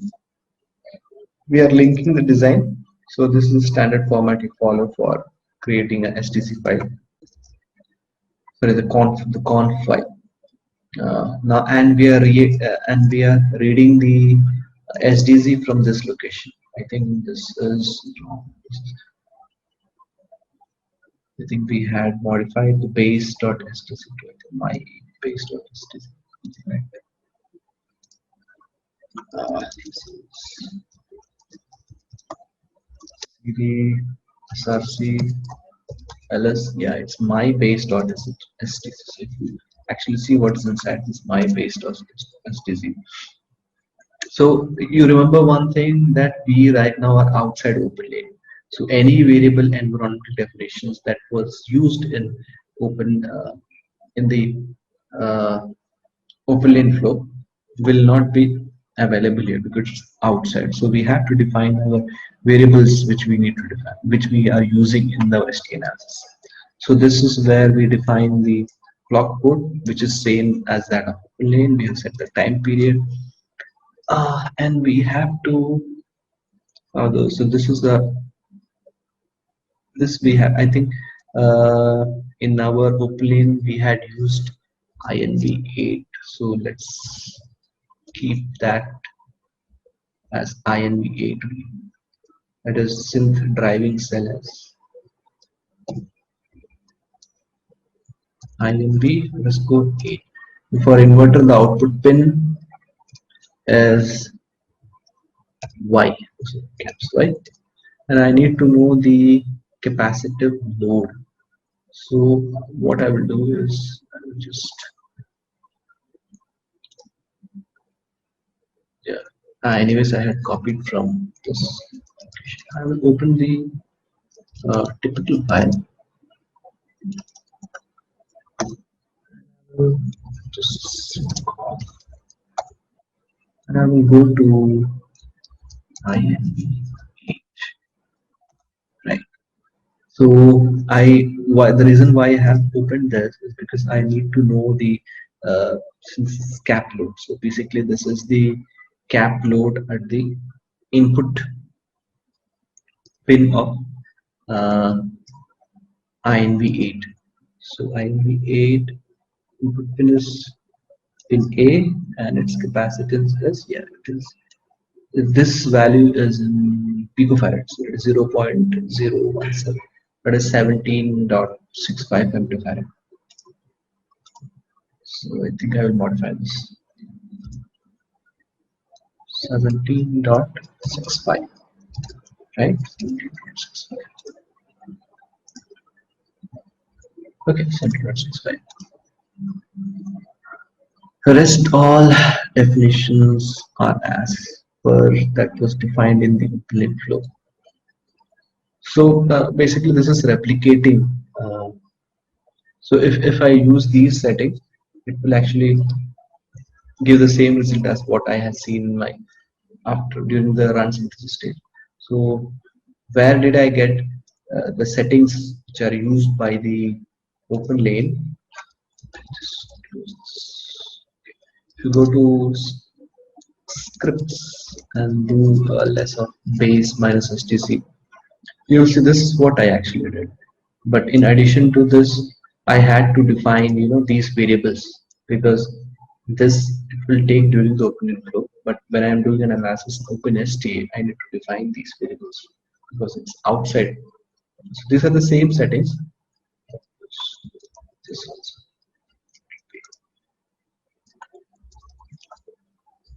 So what all the definition was there in base.stc, I did the same in my base.stc, and this is our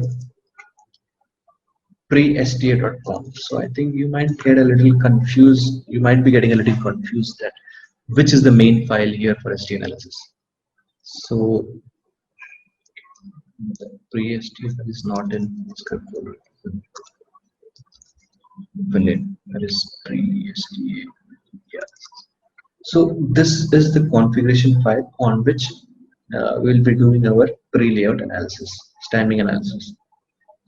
So if if you see the contents of this file, this has the units, this has the max and min libraries, this has the Verilog file, this has the design name, SDC. So this is not base.stc, this is my base.stc. That was what we had rectified. That inside the my base.stc we had defined the driving cell, we are defining the capacitive load, and then we are doing a report check and we are reporting the TNS and WS. So if everything is correct, if I do an sta pre sta.conf, this should give me the same slack value. I think it was close to -3. Yeah, -3.17. So this was what we had earlier also. Right now, hold does not hold any significance because we haven't done clock tree synthesis, and we are assuming ideal clocks. That means the skew is 0. That means the hold analysis which we are doing is overly optimistic. So hold analysis comes into picture after CTS. So let's check for the setup analysis. So for setup, let's begin from the top where all the delays are high, and let's see if we can do anything to reduce it. So delay. So if you recall, the delay, if like I'm not sure if you know, the delay of any cell is basically a function of the input slew, that is input transition, and the output load. So more the input slew is, more will be the delay. More the output's capacitance is, more will be the output delay. So that's where we would have to play with. Okay. So let's see. So these are high values of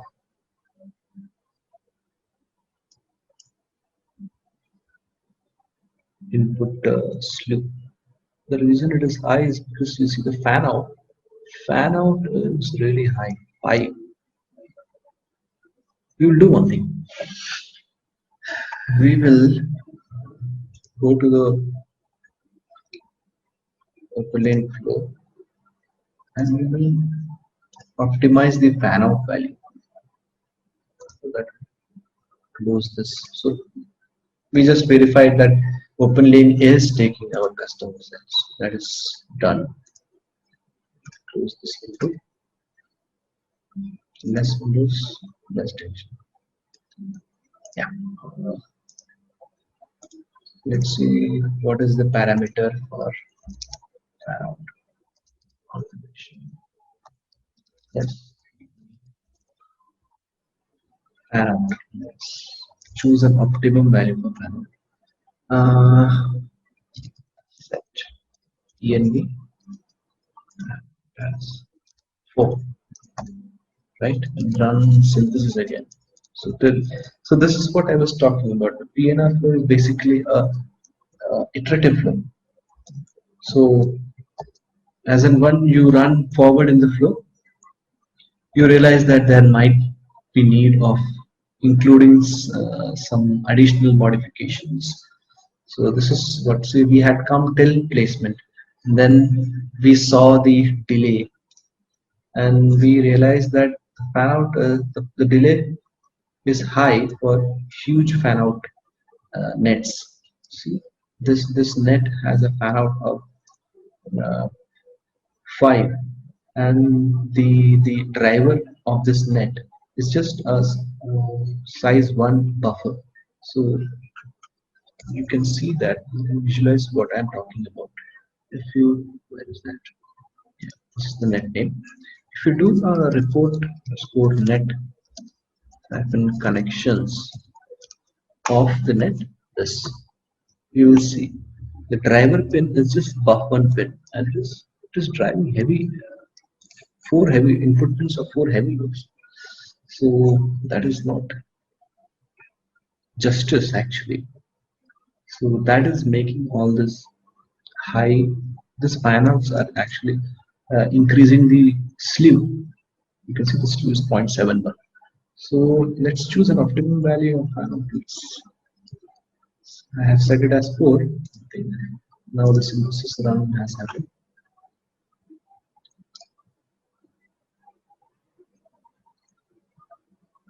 So we have fan out to 4, we have enabled buffering. So that is how fan out reduction is happening. So that's why area has increased a bit. Amazing. You just see what I did with that fan out 4. Our slack has reduced to minus 1.87. So that is the slack which we would be requiring to work on. I will do one thing. I will exit this. So right now uh, this has updated. This Verilog file, the netlist has updated with this run. So if I do an sta pre-sta.con, it should reflect the new value of minus 1.87. So this shouldn't be difficult to rectify. Let's see where all we can reduce. Okay, so our first obstacle is this. You see this buffer. This buffer has a slew of 0.67. The delay it is adding is 0.59. So is there anything we can do about it? The net is driving net up. Okay, this is fine. Let's go to this buffer. This buffer is driving a net which has a fan out of 4. That is resulting in 0.72. Let's do one thing. Let's upsize this buffer. You see this is adding a 0.72 delay. So the thing is that if you can modify, so I will tell you what I'm talking about. You can get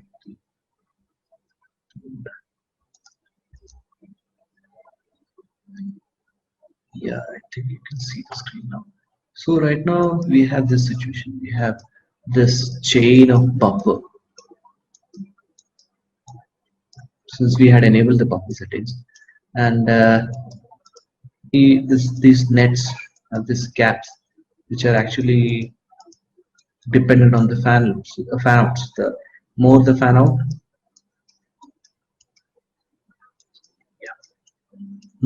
out, more will be the slew. So in our case, if you can see the buffer 4 with a 41882. So this has got a very bad slew at its X. So that is basically due to the output slew of this buffer. So this is a rising. So if this is a slew, this is getting worse, and as and when it gets propagated, it is even getting worse. So if we can rectify it here, this everything will get improved. Everything should get improved. So that will be our objective. I'll just clear this everything. And one more factor which I would want you to do this is that this has a very high capacitance. That output capacitance is very high. This buffer is actually driving 4 input pins. So we'll check one more thing. We'll just see report net connections. This is the net. So you see this buffer is actually driving these 4 inputs. So we'll do one thing. We'll replace if any command you find issue with, you can do an help. I think it's a replace cell. Replace cell. Yeah, so it says replace cell, instance name, and lib cell. So we will run this the buffer which we were targeting. Yeah, this was the one, right? 41882. This is the buffer, and I want it to be replaced by buff 4. So that would take a hit on the area, but let's see if timing gets improved. As our report checks, I will include the fields by ELDS. I will include what all do we need. We need net, we would need cap, we would need input output slope, we will need all the input pins as well. And let's elaborate the number of digits. Right now you see values only till the second decimal point. Elaborate to 4. So that will give a better understanding. So this is for the report checks. The report checks will report the worst path. By default it's the max, so only the max setup slack will be done, and this is the minus field, the fields which you want to see. So you can see here the fan out, cap, slew, this will all be defined here in the field section. And digits 4 means this will expand the precision after decimal to 4 digits. Okay, has our slack decreased?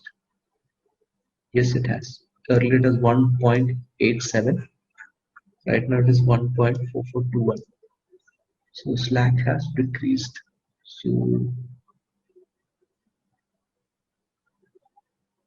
can you see the cell which we modified? Yes, it's here.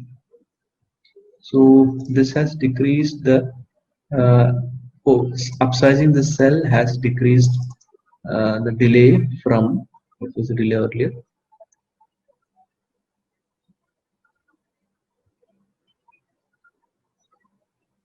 Yeah, 0.72 to 0.4 something, 0.43. That's a good improvement. Now let's see where our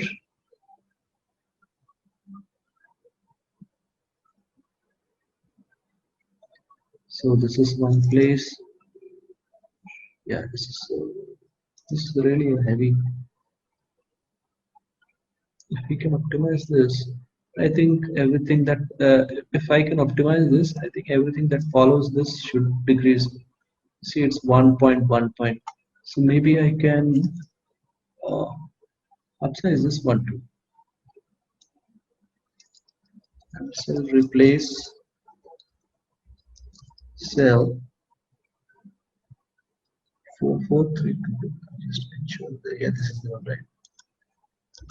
And I will upsize it to buffer 4, right? And then it's the same command as I did earlier. This should be a major change. Okay, it has decreased a lot. Has decreased too. So this is how basically we improve the timing. So this is one of the methods, that is the upsizing the buffer. So upsizing the buffer actually improves the transition. So when I say it, theoretically, you can see how upsizing did improve the transition we had seen earlier. I think the worst path has now changed. Don't see our 44322. Can you see it? 44. Okay, I think that slack in that path has restored. It's to report underscore check from report check from, let's use the last report. It is starting from this point. It is I need to check from this point to, we are not checking the latest report, we are checking the report before that, just to see the upsizing buffer, did it resolve this slack 1.442. Endpoint is this, and I will do a through. So there might be actually multiple um, uh, violation to a particular uh, endpoint. So even in this, no, no, in this report, the latest one which we have checked, the start point and the end points are different. So I'll just verify whether our cell replacement did resolve this stack. So through this, okay, go check.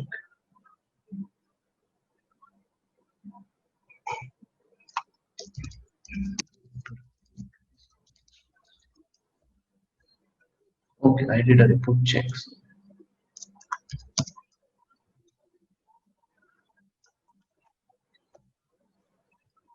Okay, violation is there, but there has been a huge reduction in the slack. So where was the buffer which I had added? One was here, the one which I had initially. Second one, and this is the one. This is the one, yes. So from what was the value? Minus 1.8, it got reduced to minus 1.4421, and from that it got reduced to minus 0.77. And let's see what is the TNS. TNS is minus 6.1. Amazing. And what is the WNS? WNS is, I think, 1.05. So this is how we work with STA. So even right now the violation is there, and we need to uh, make it to zero or a positive value. And so right now you have upsize the buffer. So the netlist gets changed. So post this Slack modification, you have to ensure that your OpenLane flow has the new netlist. Because we have resolved the. So this is what is done in the commercial AD tools also, where we resolve the timing and then we generate a timing echo, which is from the prime time or the timing analysis tool, and then we feed it to the place and route tool. So let's for a satisfaction, we'll just see the one which we had to begin with. We had minus 1598 and at WNS minus 15.96 to now minus 6.63 and minus 1.05. Hello everyone. Let's look into the clock tree synthesis section of the physical design flow. So clock tree synthesis has been explained in a very detailed manner in a separate set of videos. You might want to have a look into those videos. Let's try to briefly describe what the clock tree synthesis is all about and how does it fits into the physical design flow. Okay, so you have this clock port that goes to flip-flop 1 over here, that goes to flip-flop 2 over here, that goes to the blue colored flip-flop 1, and it goes to the green colored flip-flop 2. Okay, so our purpose is to make this clock reach to the respective flops. Okay, how do we do it? Let's try to blindly connect them. Okay, without any rules, let's try to connect them. We will have this clock port connected to flip-flop 1 in this fashion. So this is a physical wire, so there is basically resistance and capacitances with this particular that comes along with this particular wire. Okay, let's try to connect clock 1 to this flip-flop 2 in this fashion. Okay, let's do the same for the blue colored flip-flop 1, and let's do the same for the green colored flip-flop 2. Okay, so this is what we have done, the connections based on the connectivity information. Now let's try to see what is the problem with this particular clock route. So this clock section belongs to this section of the circuit. Let's bring it out. Okay, let's try to analyze what this section already does. So if you try to measure physical distance from clock 1 to flip-flop 1, the time required to reach the clock 1 to flip-flop 1, let's say it's called T1. Okay, and the physical distance from clock 1 to flip-flop 2 is what you see, and the time required for the clock to reach from clock 1 to flip-flop 2 is T2. So due to physical reasons and due to obvious reasons, the T2 is greater than T1, which means T2 is not equal to T1, and the difference between the time required for the clock to reach at this point and the clock to reach at this point is referred to as Q. Okay, typically for an ideally we will expect the skew to be as close to zero as possible, not exactly equal to zero but as close to zero as possible, or basically a minimal value. And the reasons to have this skew to be a minimal value is related to timing, and we'll look into a timing section where we do an STA with a real clocks and see how does the skew impacts the timing. So for now, just assume, take it from us that the skew should be close to zero. Okay, and to achieve a skew which is close to zero, this route will definitely not help. We need to do something else. And this tree whatever we have built, that's not a good tree. That's a bad tree that we have built over here. Okay, it's not a good tree. So what we'll do, let's try to do something more smarter. So we'll take this particular clock, there is a concept of H tree. So H tree, basically what does the H tree does is it takes this particular clock route, it calculates the distance from this point to all its end point, try to come at the midpoint of the tree and build a tree from that point. So for example, in this case the clock one will come somewhere at the midpoint of all the four flops. From this point it will again get diverted and come to the next midpoint of the remaining two flops.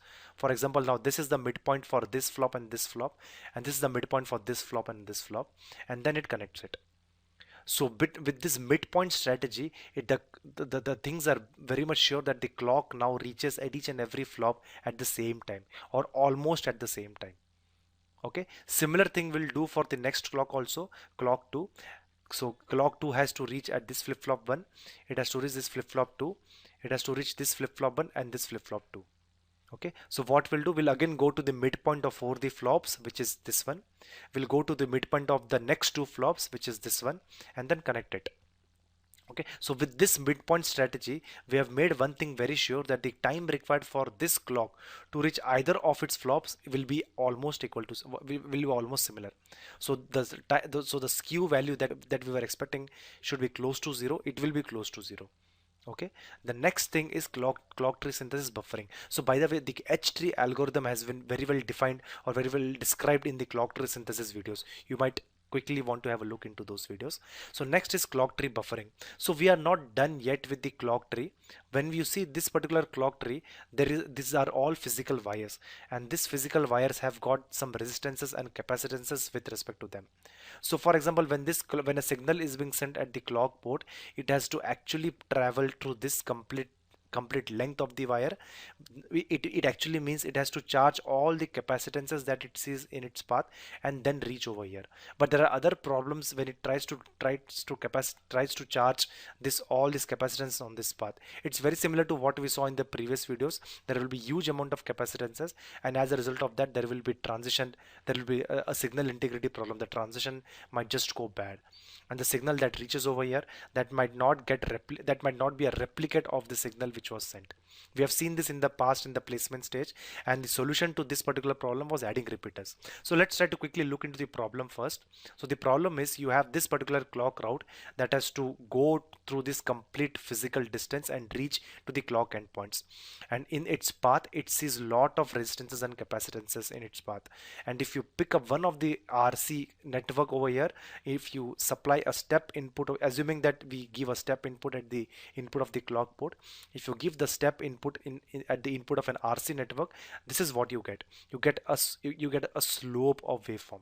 Okay, and when this waveform is being fed to the next RC circuit, the output waveform will be even bad. So as a result of that, the waveform that you see at the input, and we expect this kind of, this is a slightly ideal waveform, but we expect a waveform something like this, or whatever was fed at the input, we expect the same waveform at the outputs as well. Okay, but it doesn't happen. It just doesn't happen because of the wires, because of the complete wire length that it has to go through, and because of this RC network. So the best solution is to add repeaters. So we have seen in the past how does the repeaters actually help to reproduce your signal, and what the repeaters actually meant. The repeaters are nothing but buffers. This yellow colored buffers, or the buffers that you see, these are basically repeaters. We will do similar thing for the clock as well. The only difference between the repeaters that we use for clock and the repeaters that we use for the data path is that the repeaters will have the equal rise and fall time. So we have talked about all of them, all the complete concept or a difference between the clock buffer and a regular buffer, or a clock repeater and a regular repeater in the clock tree synthesis videos. So it has been very well explained over there. So basically, in a brief way, the repeaters that are being used in the clock path and the repeaters which are used over here, those have got this particular specific difference, where the clock repeaters has got equal rise and fall time. Okay, so let's try to place repeaters and see what happens. So the first step is we'll remove this clock route, we'll place two repeaters and allow the clock to go through this particular repeater. So in this case, whatever signal is being generated over here, that is being reproduced at the output of this buffer and then sent again. And again, the output of this buffer reproduces the waveform, and it is being sent to this particular remaining flops with the help of these repeaters. So now clock from this port reaches to all these flops through this chain of repeaters. The red buffers are nothing but your clock buffers. Similarly, we'll do for the other route also. We'll take this clock route. Let's say we have taken this particular clock route. We have added some repeaters at the center, somewhere over here and somewhere over here, and then continue. And then we went on went on continuing the route. From this point onwards, we'll add some more repeaters. Okay, we'll let's say add a repeater over here, add a repeater over here, and then do the routing. And finally, we'll add some repeaters at the end points also.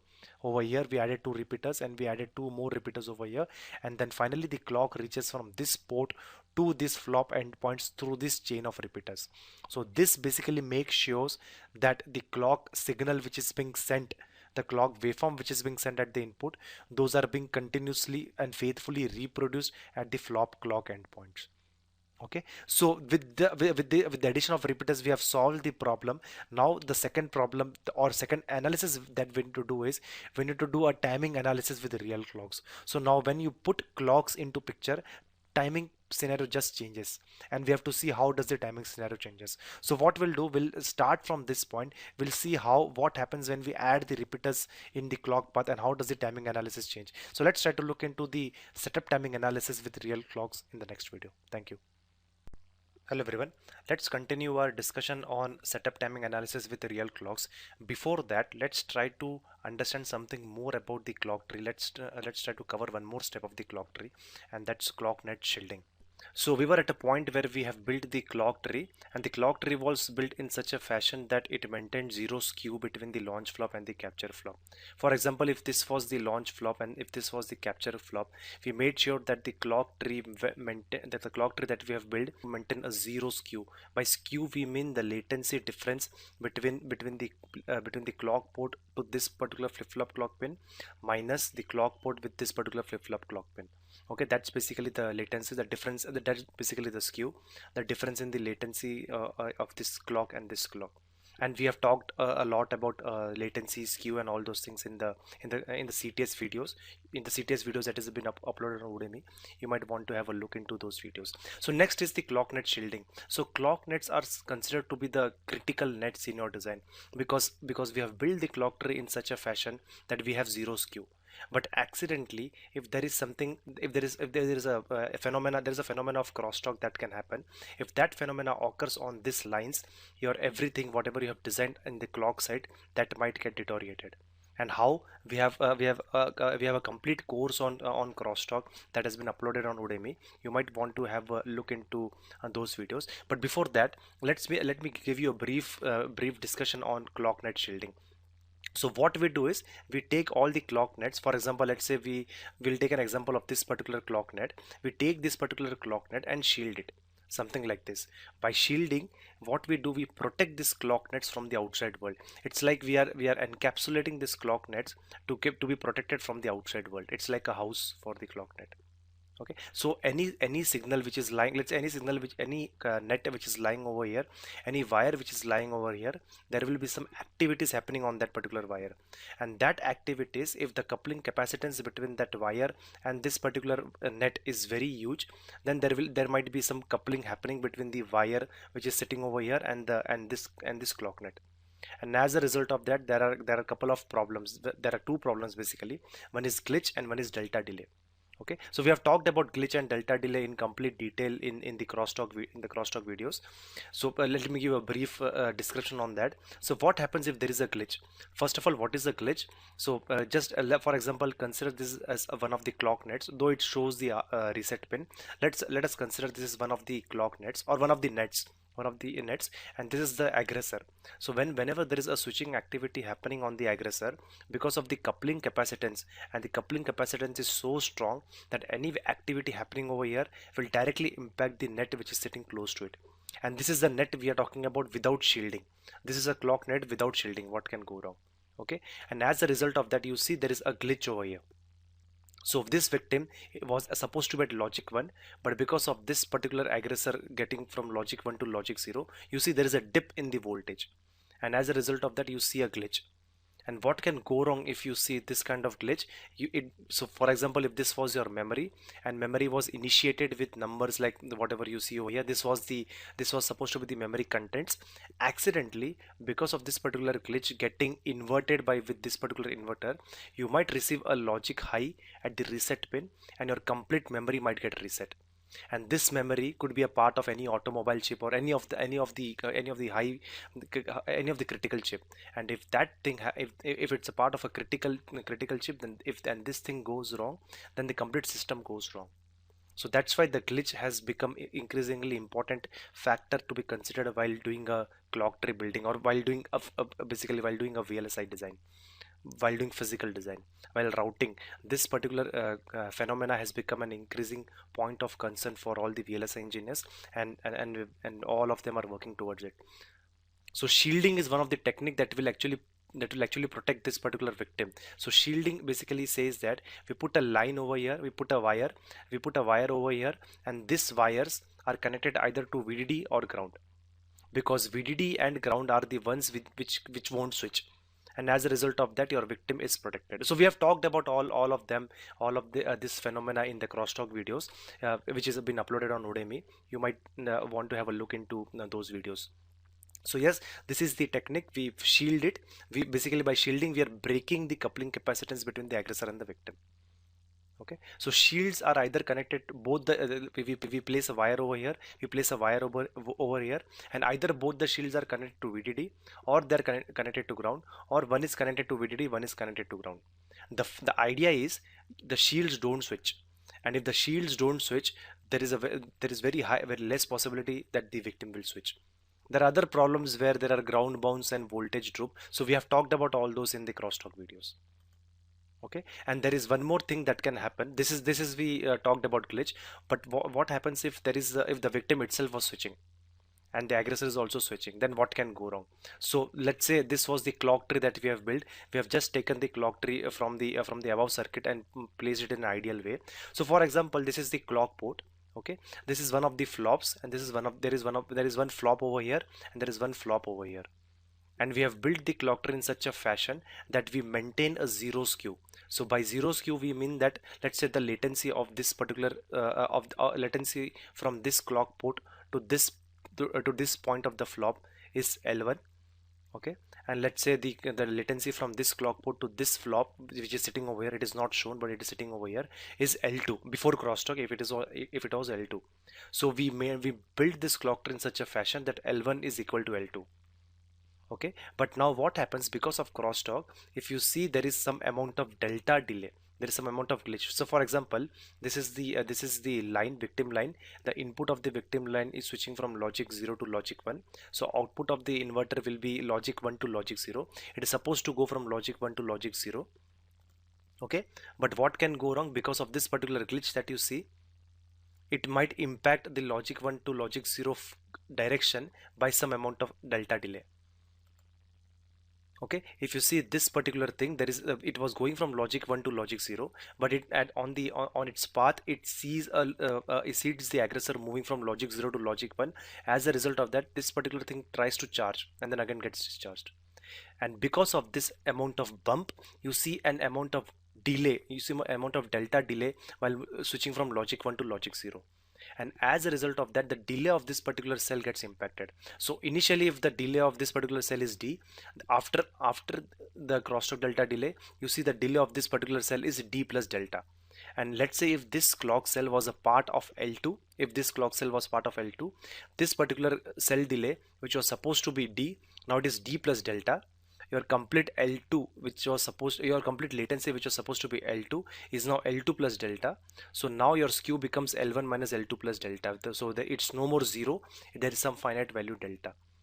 And imagine we have talked about only, let's say, few buffers, handful of buffers. It's like 5 to 6 buffers. If the clock tree was for a multi-million chip, this delta might grow very exponentially or linearly. Okay, so that's the impact of crosstalk, and we are trying to protect our clock nets from crosstalk by putting a shield around the clock nets. So shielding is one of the technique to protect the nets from crosstalk. There are other techniques as well. We have talked about them in the crosstalk videos. You might want to have a look into those videos. These slides are being taken from there, and there are a lot more slides which talks on the similar lines. Okay, so that's the idea of that's the idea of crosstalk, and this is the reason we shield the clock nets. Ideally, we are supposed to shield this one also, but we have just left it that way. So this net will also get shielded, something like this. So the idea is we have to shield all the critical nets. Clock nets is one of the critical nets, and let's say if there are some data nets which are also supposed to be critical, we'll be drawing the data nets in the next video. But if there are data nets which are very critical, it becomes necessary to shield them. But it's not always possible to shield all of the nets in the design, because that might just increase the routing resources over here. As a result of that, we take the clock nets, we take the critical nets and shield them, and clock nets are one of them. So now that we have shielded the clock, we have a most robust clock tree over here. The next step is to do a timing analysis with real clocks. So since I'm already running out of time, let's try to look into the setup timing analysis with real clocks in the next video. Thank you. So hello everyone once again. So the last we had left at this portion where the worst slack was minus 1.05. Before we proceed further, we will do one thing. We'll just try to, reduce it a little more, like bring it below 1.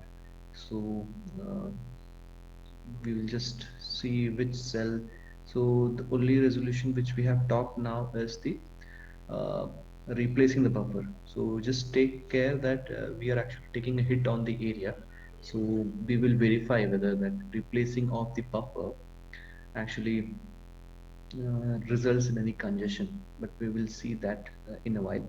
So if you see 0.32 delay is fine. Okay, this is where delay is increasing, this is increasing a bit. Okay, again delay 0.35.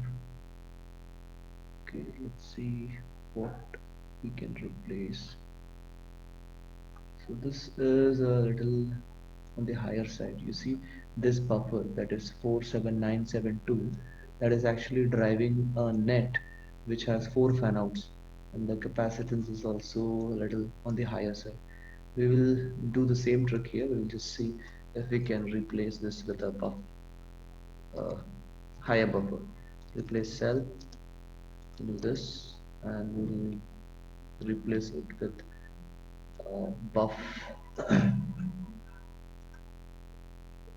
Let's see if we do it with 8. And now do a report. So I think we have the command somewhere up here. So instead of typing, I can just copy. So yes. Yeah, that was a good move. So it brought down the slack value to the worst slack now is less than 1. So one more modification, and then we will move to the next part of how does the tool decide what is the value of the delay. So this is fine. this is okay as of now. Okay, this we might have an issue here. So these are all you can see is because of the buffer. The buffer is introducing, and these buffers have huge fan outs. So if I can reduce the output transition, if I can improve the output transition of any of the initial buffers, so that will result in the delay, like better delay for the following buffers. So I can do one thing. Let me choose uh, this one. So this buffer has a fan out of 4. You can see the fan out of 4, and capacitance is a little on the higher side. Okay, we'll replace this with a buffer. So replace cell, and we replace it with buff. 4 or 8. We used. Let's see how 4 and 8 fares. Again, report checks, same value. This gives the worst negative slack. So this is a pretty good value, which we have got till now. So from, again, just you can just verify from worst negative slack of minus 15.96, we are now in minus 0.77. So the slack might increase, might decrease as you move forward in the both the hold as well as setup, as we move forward in the flow. So if you can recall, the synthesis right now is using the, or we didn't do any modification in the synthesis netlist. We actually were doing everything in OpenSTS separately. So now we would want our tool to take this netlist which we have modified. So so if you recall, this was the uh, this is right now we are inside the open lane, and this was the slack where we had started, and this is the slack where we have reached. So I would want my open lane to use this netlist. I have made few modifications. I have changed the buffer 1s to buffer 4s, and one of them to buffer 8, and to reduce the slack from minus 1.87 to minus 0.77. So to do that, there is a command called write verilog. Write verilog.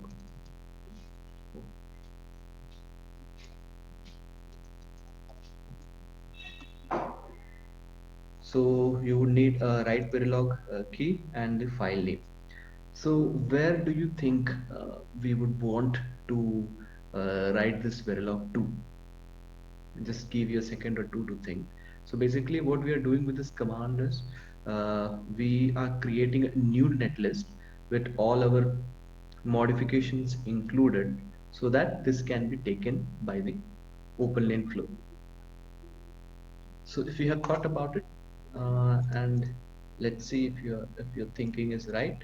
So when you go to our design PQRB, run the folder which we had worked on till now, and results synthesis. So if you remember in the mybase.sdc, we had actually used this location for our ST analysis, which happened outside OpenLane. So my objective would be to replace this synthesis file with the one I have modified right now. So what I would do a write verilog. I will give this location slash the file. So this will overwrite your uh, current Verilog file. Okay, I have done it. Now let's go to our same location. Yeah. So as you can see, the file has been overwritten. Right? It's today's date. So earlier it was yesterday, it's like that when we had run the synthesis the second time. So that was the date. Now it has been modified to today's time. So to verify whether this is the new netlist, we will do one thing.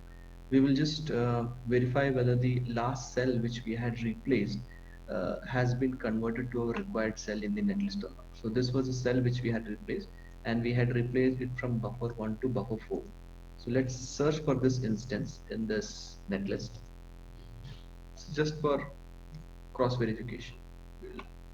This should be a buff4.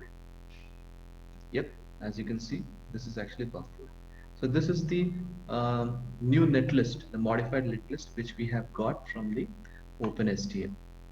So now we come back to our OpenLane flow.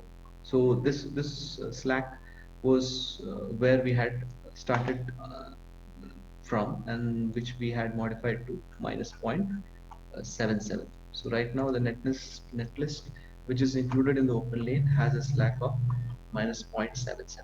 So we won't run the synthesis again, because if you do synthesis again, this will be the value which will be taken again. The netlist will be modified again, so that it all comes back to square one. So we will run floor plan. So this floor plan now will be taking the new netlist. This will be working on the new netlist with a reduced slack. Floor plan, I think, is successful. We will do placement again. So you can see how we are, shuttling back and forth in the PNR flow. First we did synthesis, floor plan placement, then we again changed the parameter in synthesis. Then again we modified, then again floor plan and placement. So that's why this PNR flow, we say it's an iterative flow. You always move forth, back and forth. So this, I think this was the overflow value which I had asked you to consider. This is decreasing now. That means our design is converging.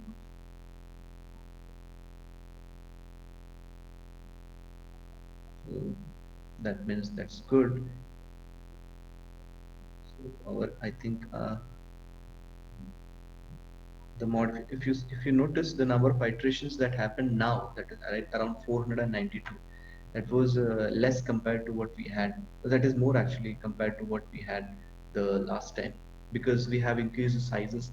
The congestion has increased. So the global placement has uh, actually found that the size has increased. Moreover, if you notice here, the area has increased. Sorry, the core area has increased. So this is what we are always, a trade-off.